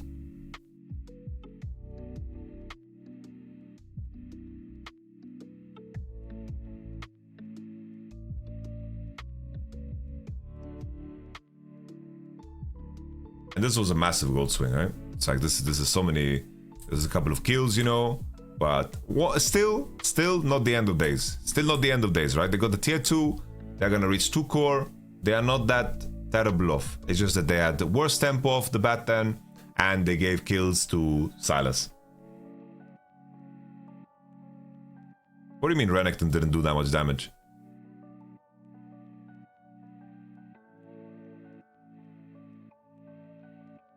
It's doing so much damage, bro. He did like 2k damage here.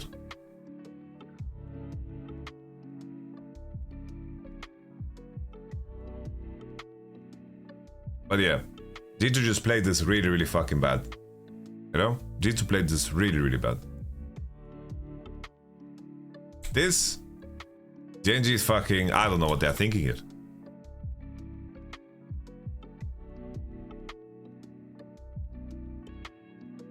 I don't know what Genji is thinking here. This is psychopath behavior.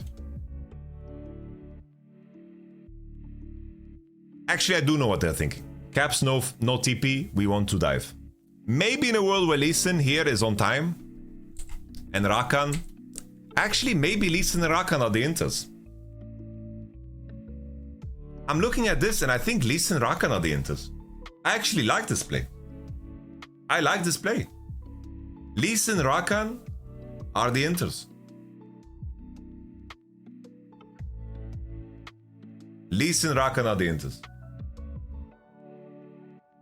The caster said here that Genji need to fight. Nah, that's cap. It's like they need to contest, yes, but they are stronger, yes. Doesn't mean they need to dive. Can they cross against Maokai, Ezreal, Poke? Yeah, of course.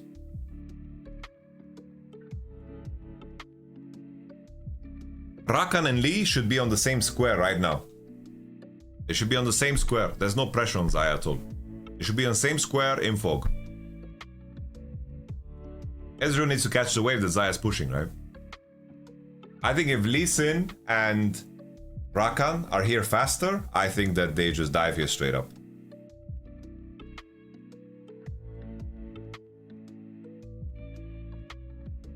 Then the additional sad part is, right, it's like Lee Sin doesn't have kick here. Yeah, of course, Maokai can spot, right? Maokai can spot and Lissandra can spot, but Lee Sin and Rakan should be first here. They should just be first here by fact. They should always have a pink behind the red, and they should be able to cross because Tristana is showing on top. Have a team to take any risk. Like, they feel good in the game, so they're not gonna take any risk, and they feel stronger coming into the Drake fight. Really don't like when players do this. I think this is really fucking bad. Like, I don't know if you're bored or whatever the fuck you're doing. Just walking forward, take half HP off your damage is really, really bad. Like, you should be in Fog of War. You should, you know, take space already. You don't need to be on the wave, and it's all good. Like, just losing 30% of your HP because you're bored. Doran here trying to make sure that he reaches his item. And in my mind here, it looked good for G2. It looked good here for G2. They can kite back, you know. Doran is basing and TPing back, and I think that in a world, like I thought, if I looked at this, I thought that Mickey's gonna be the one. I thought that Mickey's gonna be the one tanking the Maokai ult and then ult himself when the enemy commits. I thought this was the play. G2 need to play insanely slow. They need to play this insanely slow. It's like here.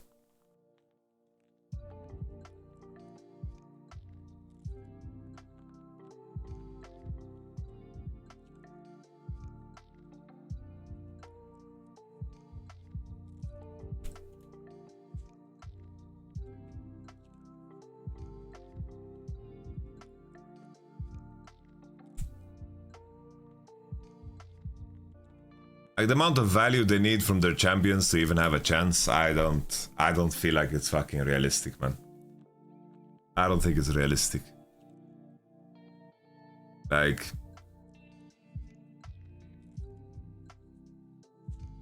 it's like, how much does this fucking Ezreal and Tristana need to hit in order to kill anyone in this game?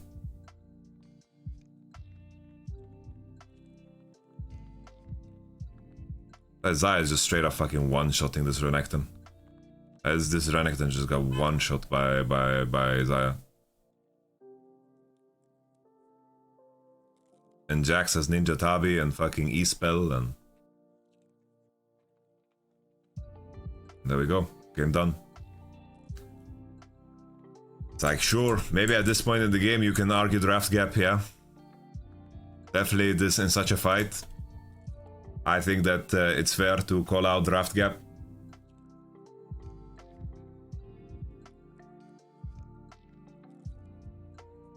Can you give us a sum up of how do you think this game would have played out with Cassie R5 instead of Trist?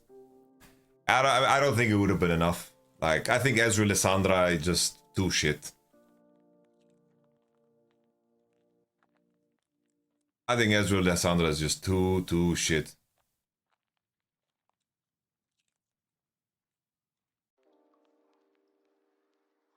Bro, when they first picked Maokai today, I thought their whole plan was to play Kate. Really.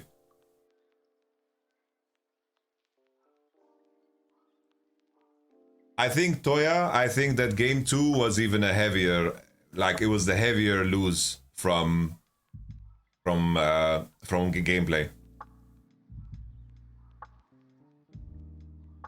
I think it was a heavier lose from gameplay than anything else. Let's take a look. So they stuck with it. Vi, Poppy, Sylas, first pick Maokai. Xayah, Rakan, Lucian, Nautilus. I don't like it.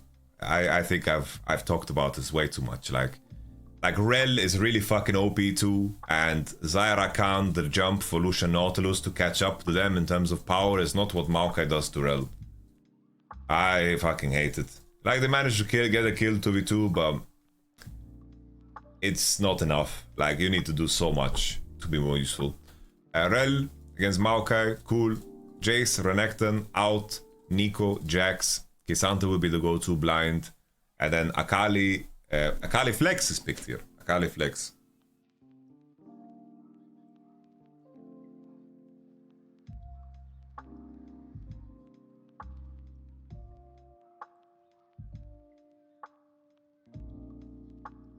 The answer to Akali Flex is like, you know,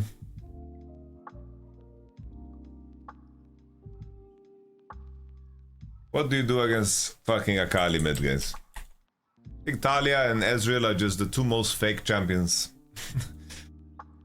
Just the two most fake champions. What can I say? It's like you have Maokai, jungle. So this already makes you limited. So you need to pick like an AD champ. Need to pick an AD champ and...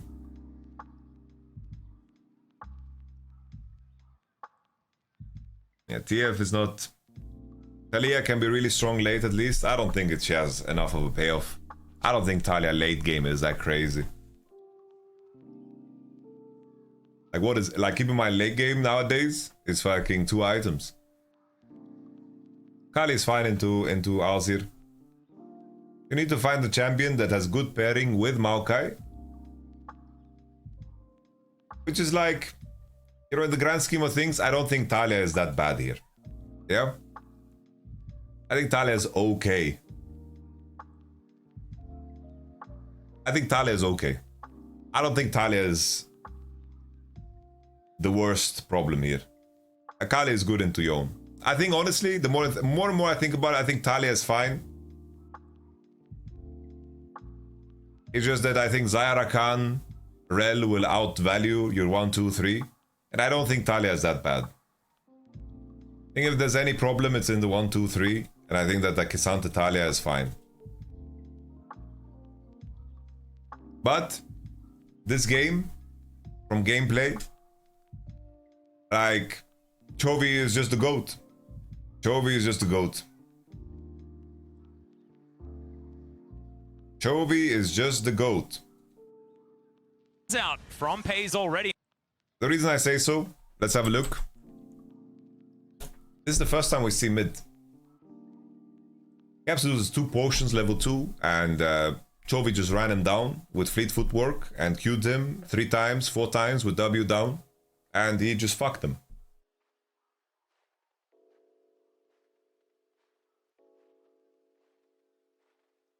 We didn't see anything and lane is already over.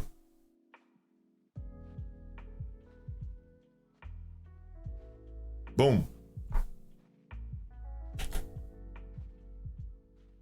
Mantu. Chovy just bonked him. And he survives this.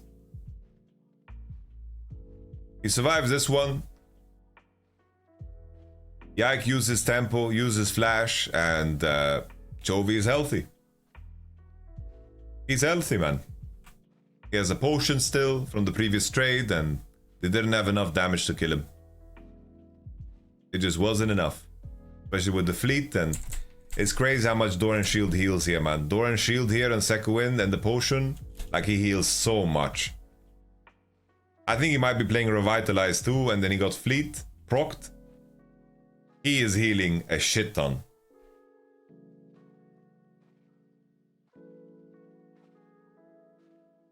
Chovy gets to catch this wave, and I look at CS mid, you know.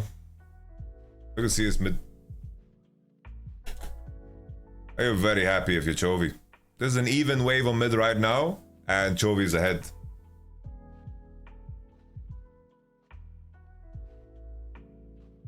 He had unflinching, okay. So he had no revitalize, okay. This was a decent trade. Like, look at Mickey, how well he played this, you know? To Q the auto. He Qs, like queuing, as in queuing. He autos the light, so he gets the bonk off, which is crucial here. But the light here, nice short dash from Hansama, a little short dash. The light dodges the Q from Lucian, which is pretty sick. But I think here, if the light just holds his W, I think that you're still very happy, you know? You just hit. I think it would have been better, you know? Hold the W, hit. Hold the W, and then Lucian can't dash, and would have been better, I think.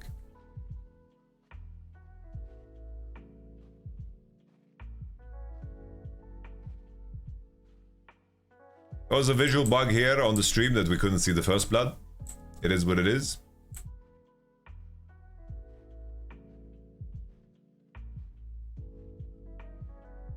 Even every time we look at mid, Chovy is just completely insane.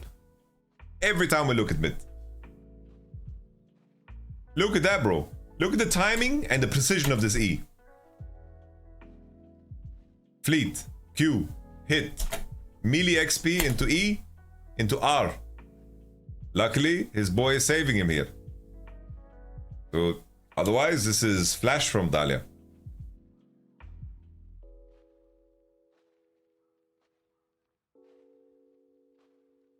Peanut solves the bot lane situation, and if you're playing Lucian, Nautilus into Zyra Khan and you die like this, I think that as Zyra Khan after 6, I think they will just outvalue you the rest of the game. That's how I feel about it.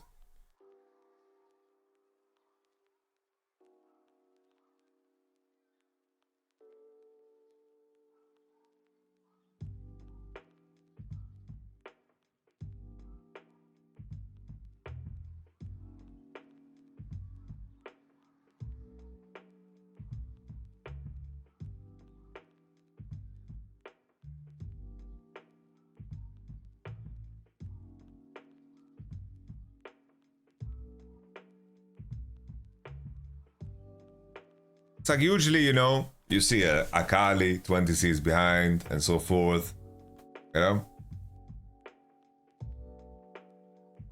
It's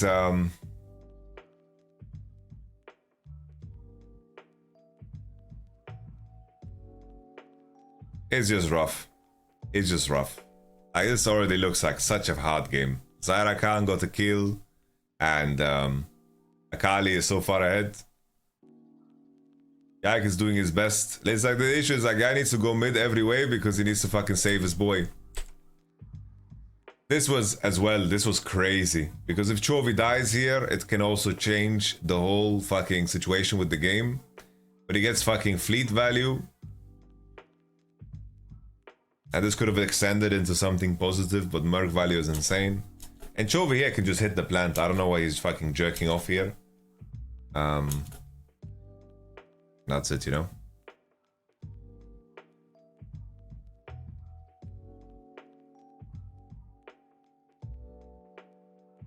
Yeah, people need to stop, like, people need to stop tagging me when they're discussing with people in the chat. Like, why do you tag me, Bingo Bongo, in this? I'm talking about Chovy's gameplay in this game. I haven't said anything about how good he is or how bad he is. I have not said anything, and you tag me, man.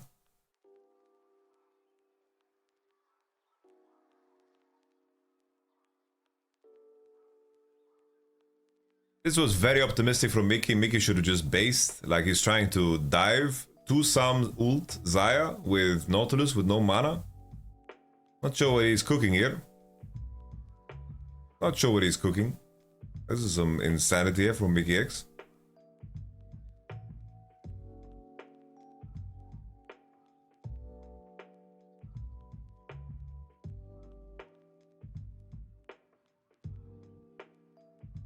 Let's move forward in the game.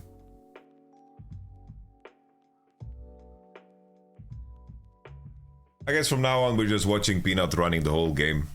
It's like Yike has nowhere to be because they're weaker everywhere, and Peanut has every opportunity to gank. Caps is refusing to flash, and then flashes now, then die. Ugly, ugly, ugly. Why does Pace take cleanse? Because enemy has Maokai.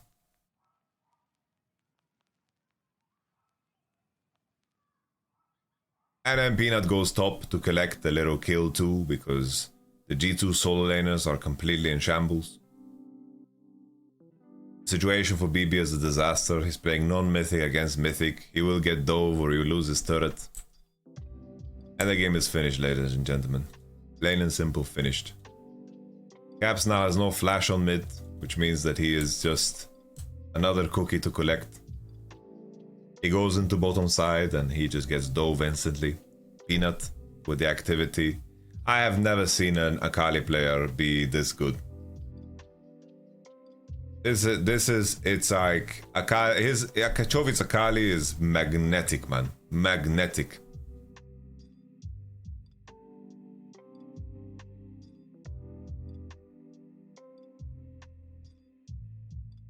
Yeah, I know about Zeka, guys.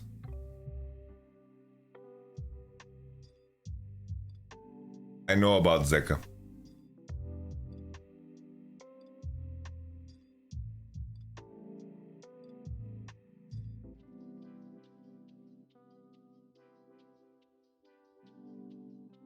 It's just that I have to point out, like, mechanically, Chovy is really... It's amazing. It's amazing. It's really, really wow.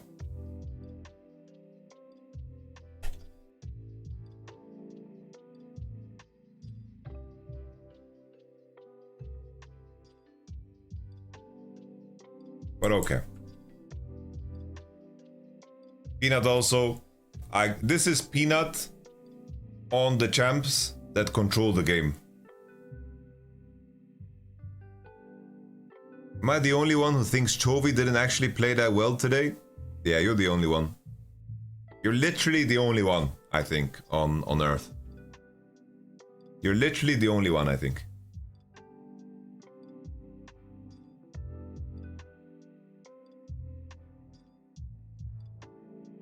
Okay. All right, I think that's it, guys. That's it.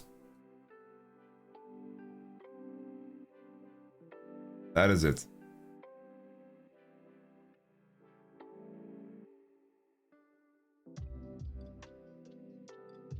So,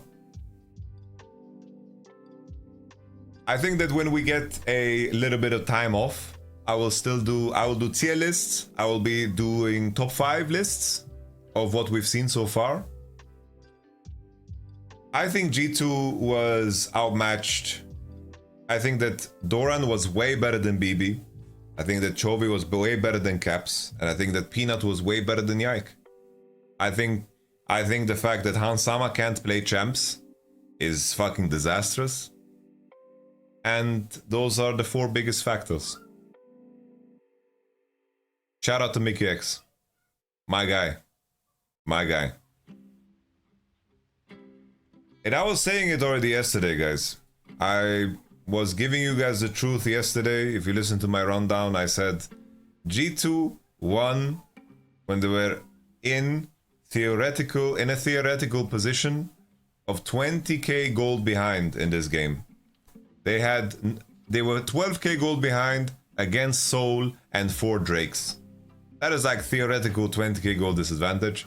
They had good team fight, and Mickey smurfed the shit out of that game on Rakan, and Orianna Caps completely was insane. And additionally, G2 in this game had Orianna, Xayah, Rakan. And I think if someone told me, would you rather draft every game or play Orianna, Xayah, Rakan blind and the enemy team would know you would play this champion every game? I would say I would play Orianna, Xayah, Rakan every time. I would say I can play without 3 bans. Orianna, Xayah, Rakan every time, and the enemy gets to ban 3, pick 3 champions, and choose to counter me however they want. They can choose. And I would accept that.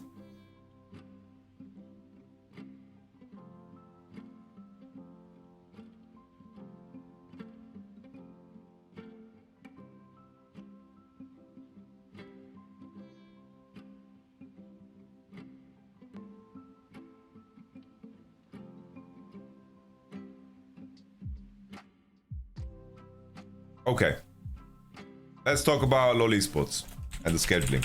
We have some scheduling for tomorrow. Let's do some predictions. So I think that T1 is going to beat C9, but I think C9 could actually win. I think T1 has been very unimpressive. I think T1's macro has actually been worse than C9. But T1 have much better individual players. Much better individual players. I think that they can win just out of lane and just by team fighting better. So I think T1 is favored.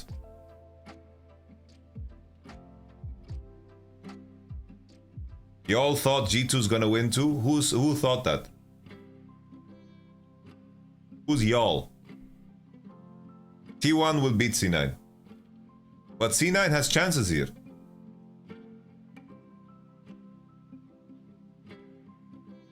NRG versus Mad Lions. I think this is a tough one to predict. I'm not gonna lie. I think this is a tough one to predict. I think that this could easily go either way. Could easily go either way. I think that Hilly has been quite imprecise. And like on paper, Mad Lions has way higher potential. Way higher potential. But they haven't shown that potential in so long that I can't keep banking on it. While NRG, I think that Palafox is doing well, you know. The fact that they are blue side also matters here. It's like Mad Lions will get no Xayah. They will get no Orianna. And I think that matters. So a part of me feels like blue side gap is the winner here. So I'm gonna do the crazy thing to actually, you know, But the issue with energy, I think FBI is fucking bad. No offense. At this event, FBI is terrible. I think Kazi is way better than him.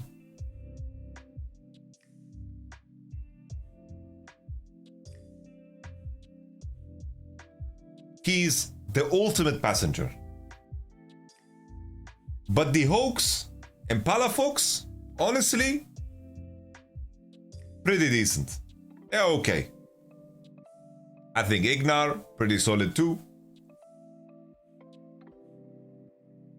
Keep in mind, we're talking in the context of Western Tier 2 League of Legends, okay? We're not talking about Tier 1 League of Legends. Being decent at Tier 1 League of Legends is the same as Light is decent in... Like, Light is decent, but in these type of games, Light would be God. You get me?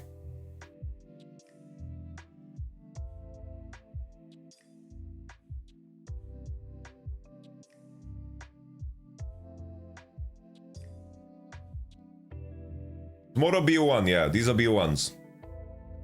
I think this is a tough one to predict. Like, I think it can go either way, but my stomach is telling me energy is favored here because Karzi will not be able to play Kalista. No Kalista for Kazi, no Xayah for Kazi. But then again, FBI is badge.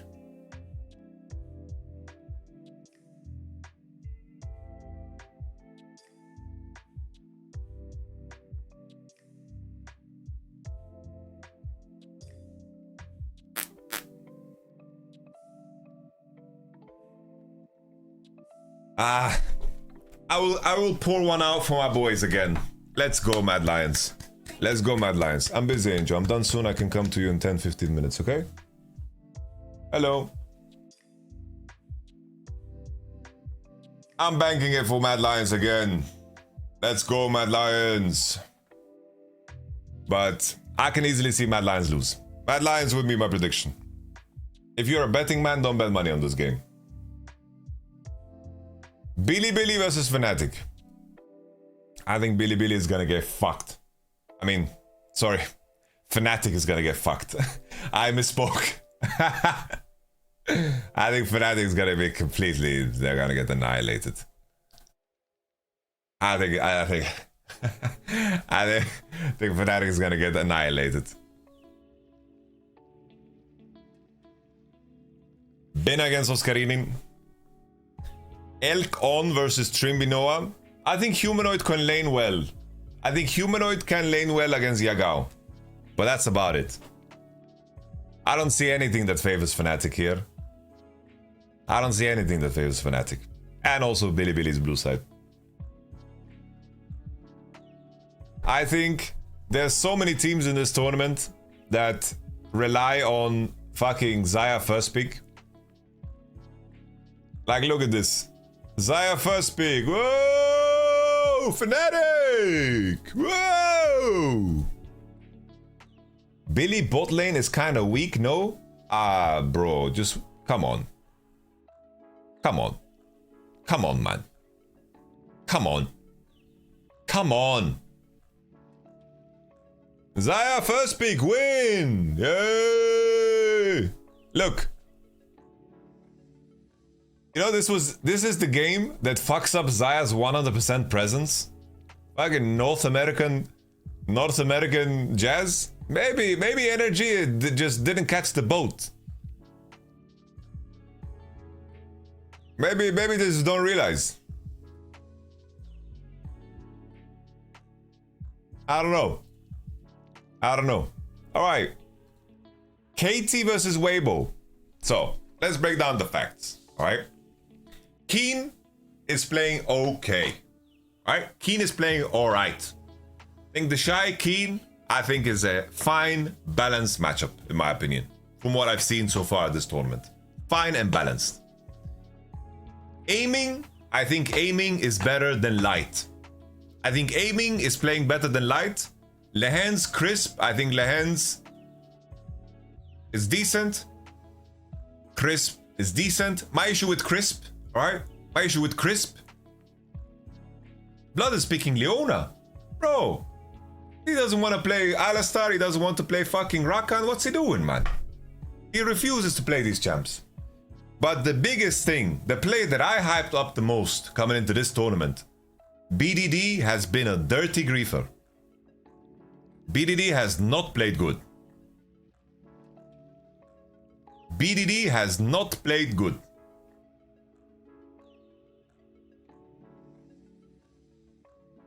I have to lean towards Katie here. I think that Weibo's bot lane are not playing the right champs in the current meta. And I think that matters. BDD didn't griefed, man. Oh, okay. Okay, let's see this guy who wrote in all caps, okay? Let's see. All right, Billy versus KT as an example, all right? Let's see him not griefing, okay? Let's see him not griefing. Let's look at it. Let's look at him not griefing. Let's look at it. Up. Oh my lord.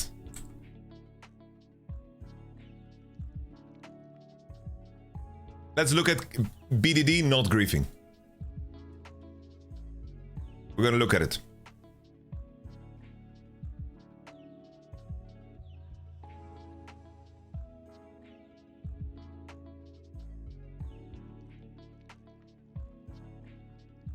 Trying to fucking find the moments in the game.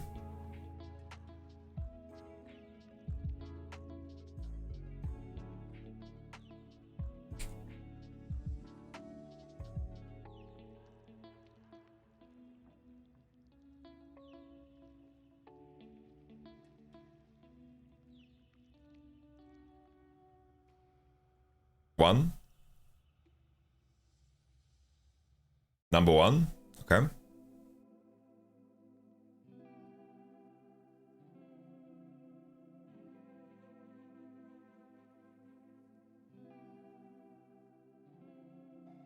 All right.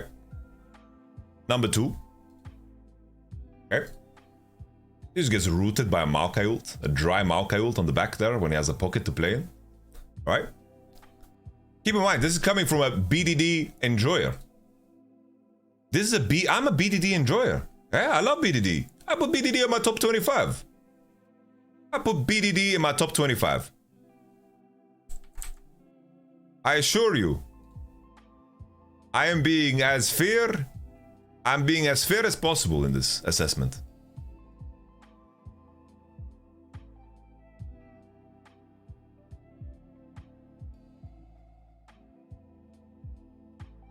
This is not his fault.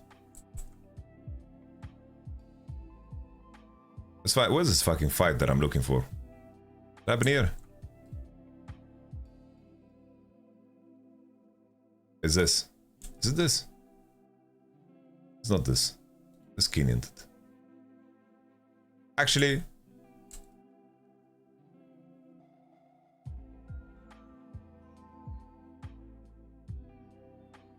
where's the fight that I'm looking for? This is the moment. I think this is the moment. This is the moment. Look at BDD. Look at BDD.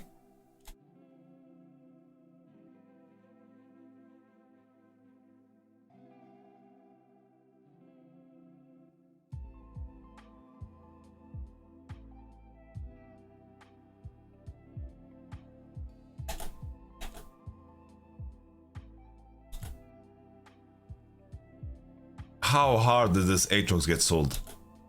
BDD is not performing well. I'm gonna be honest, BDD is not performing well at this tournament. He is simply not.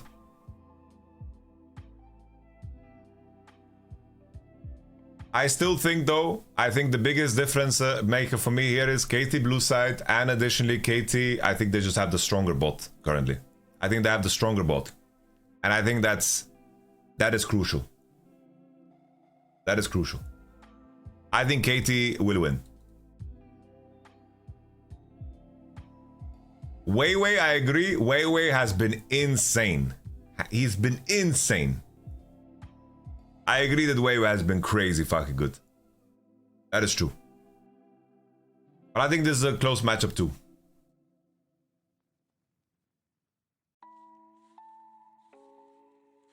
I think Kaz has been okay.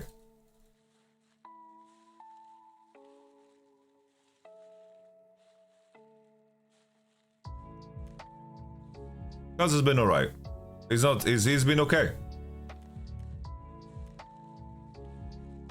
So that's my prediction. KT, Billy, Mad Lions, T1.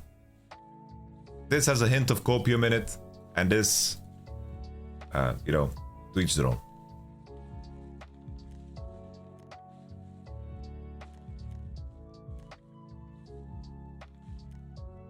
No, I don't think there's any upset potential here. Like BDS, sure, maybe Adam can slam Kana, but I think that the mid jungle gap is very, very big. I think mid jungle gap is very, very big. You predict Cloud9? No.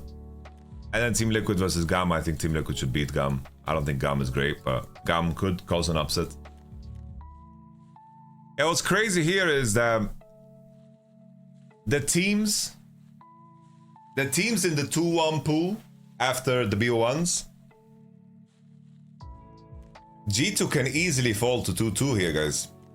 They can easily fall into 2-2. You have 0 Fnatic Stonks this Worlds? Bro, they played against LG and Billy. They can meet NRG or Mad. Yeah, but that's one out of a lot of teams that are demons. And I don't think that G2 has shown enough for me to think that they would beat any Eastern team besides maybe Damwon in a best of 3. I don't think they've shown enough. They need to show more.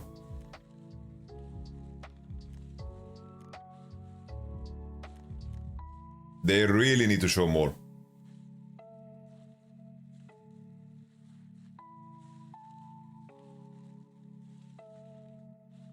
I think that currently T1 doesn't look great. They are not looking great, T1. I think macro-wise, T1 is trash. But lane-wise, T1 is fucking good. But owner is not good, and T1 macro is non-existent. It's really bad. You think Cloud9 could win? If T1 doesn't get big enough leads out of the early game, I think that they can blunder games. But T1 mechanically, in fights, are really good. I said this at the beginning of the tournament, and this tournament has just confirmed it. Macro, T1, garbage. Draft sometimes wonky, but mechanically really insane. That shit expresses itself in team fights and in lane. But anything in between that, T1 is doing poorly. Gumiushi sucks at team fight? No, he doesn't. No, he doesn't.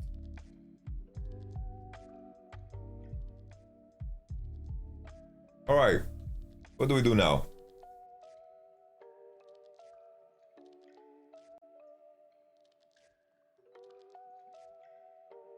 Macro can be fixed faster.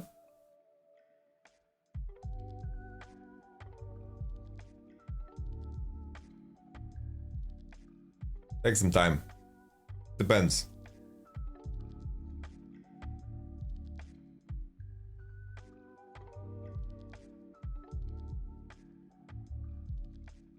So G2 currently are waiting. They're gonna draw the teams that they play tomorrow.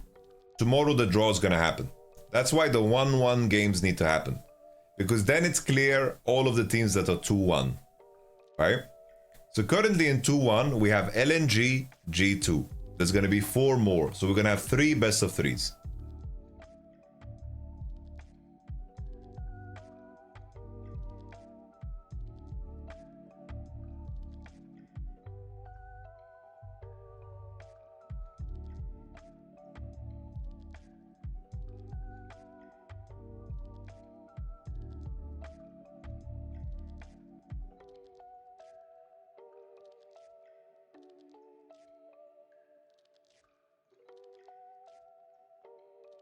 It could be that the draw happens after these games. So all teams get drawn. That could happen too.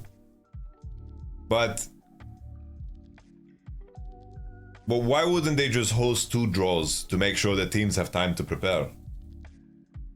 Because the 2-1 matchups have nothing to do with the 0, like 1-2 matchups.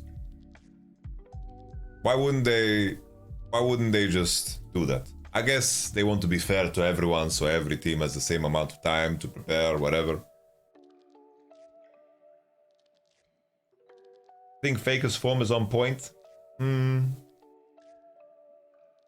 No.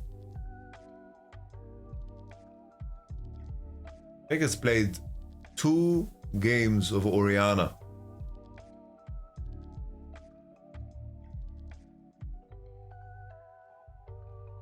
Faker did well against Chovy. Did he? Did he really?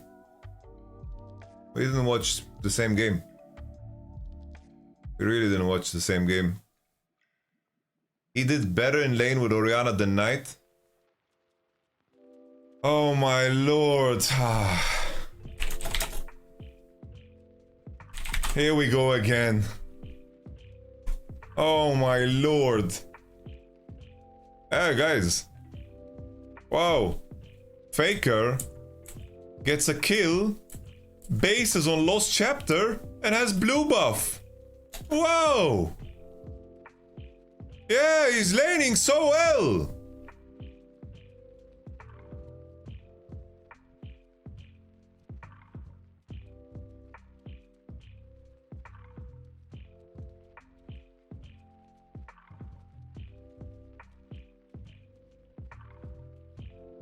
Gosh. Aye. Yeah, Owner in Korea, don't know how to fucking play. Thing is, Owner in Korea don't know how to play mid game. Like, for those curious about the macro mistakes, right? Look at this. It's like, okay, Faker overextended, died bot, gave shutdown. Really fucking bad. Big mistake. Here, right? They're covering for Faker, cool. And then here, these guys are oinking. They are not helping Orianna push top wave. It's like, these guys are playing for the wrong space. I don't know, they are playing for this pink. They should be in river here, make sure Orianna can push. And Faker gets caught. Faker feels safe because he should feel safe here, and then he gets collapsed by Chovy. This, I think, is a T1 as a whole fault, right? This, Faker getting caught here, I don't blame Faker for this.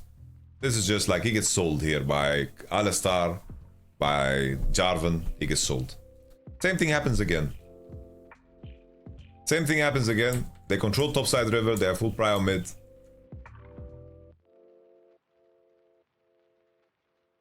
Well, actually, we had this fucking fight. I don't remember when Orianna died on site. There's another time where she dies top. Maybe she doesn't die. I think it's like Zeus TP. Here. Okay. Here.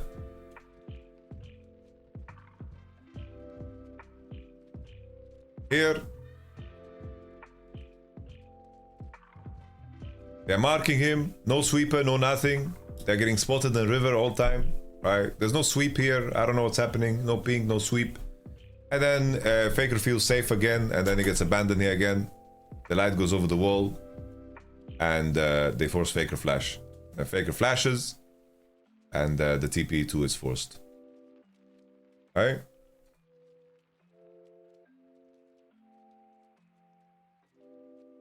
Here, I don't know, the light is just the GOAT. The light is just the GOAT. Like, the light played this so fucking good. So insane.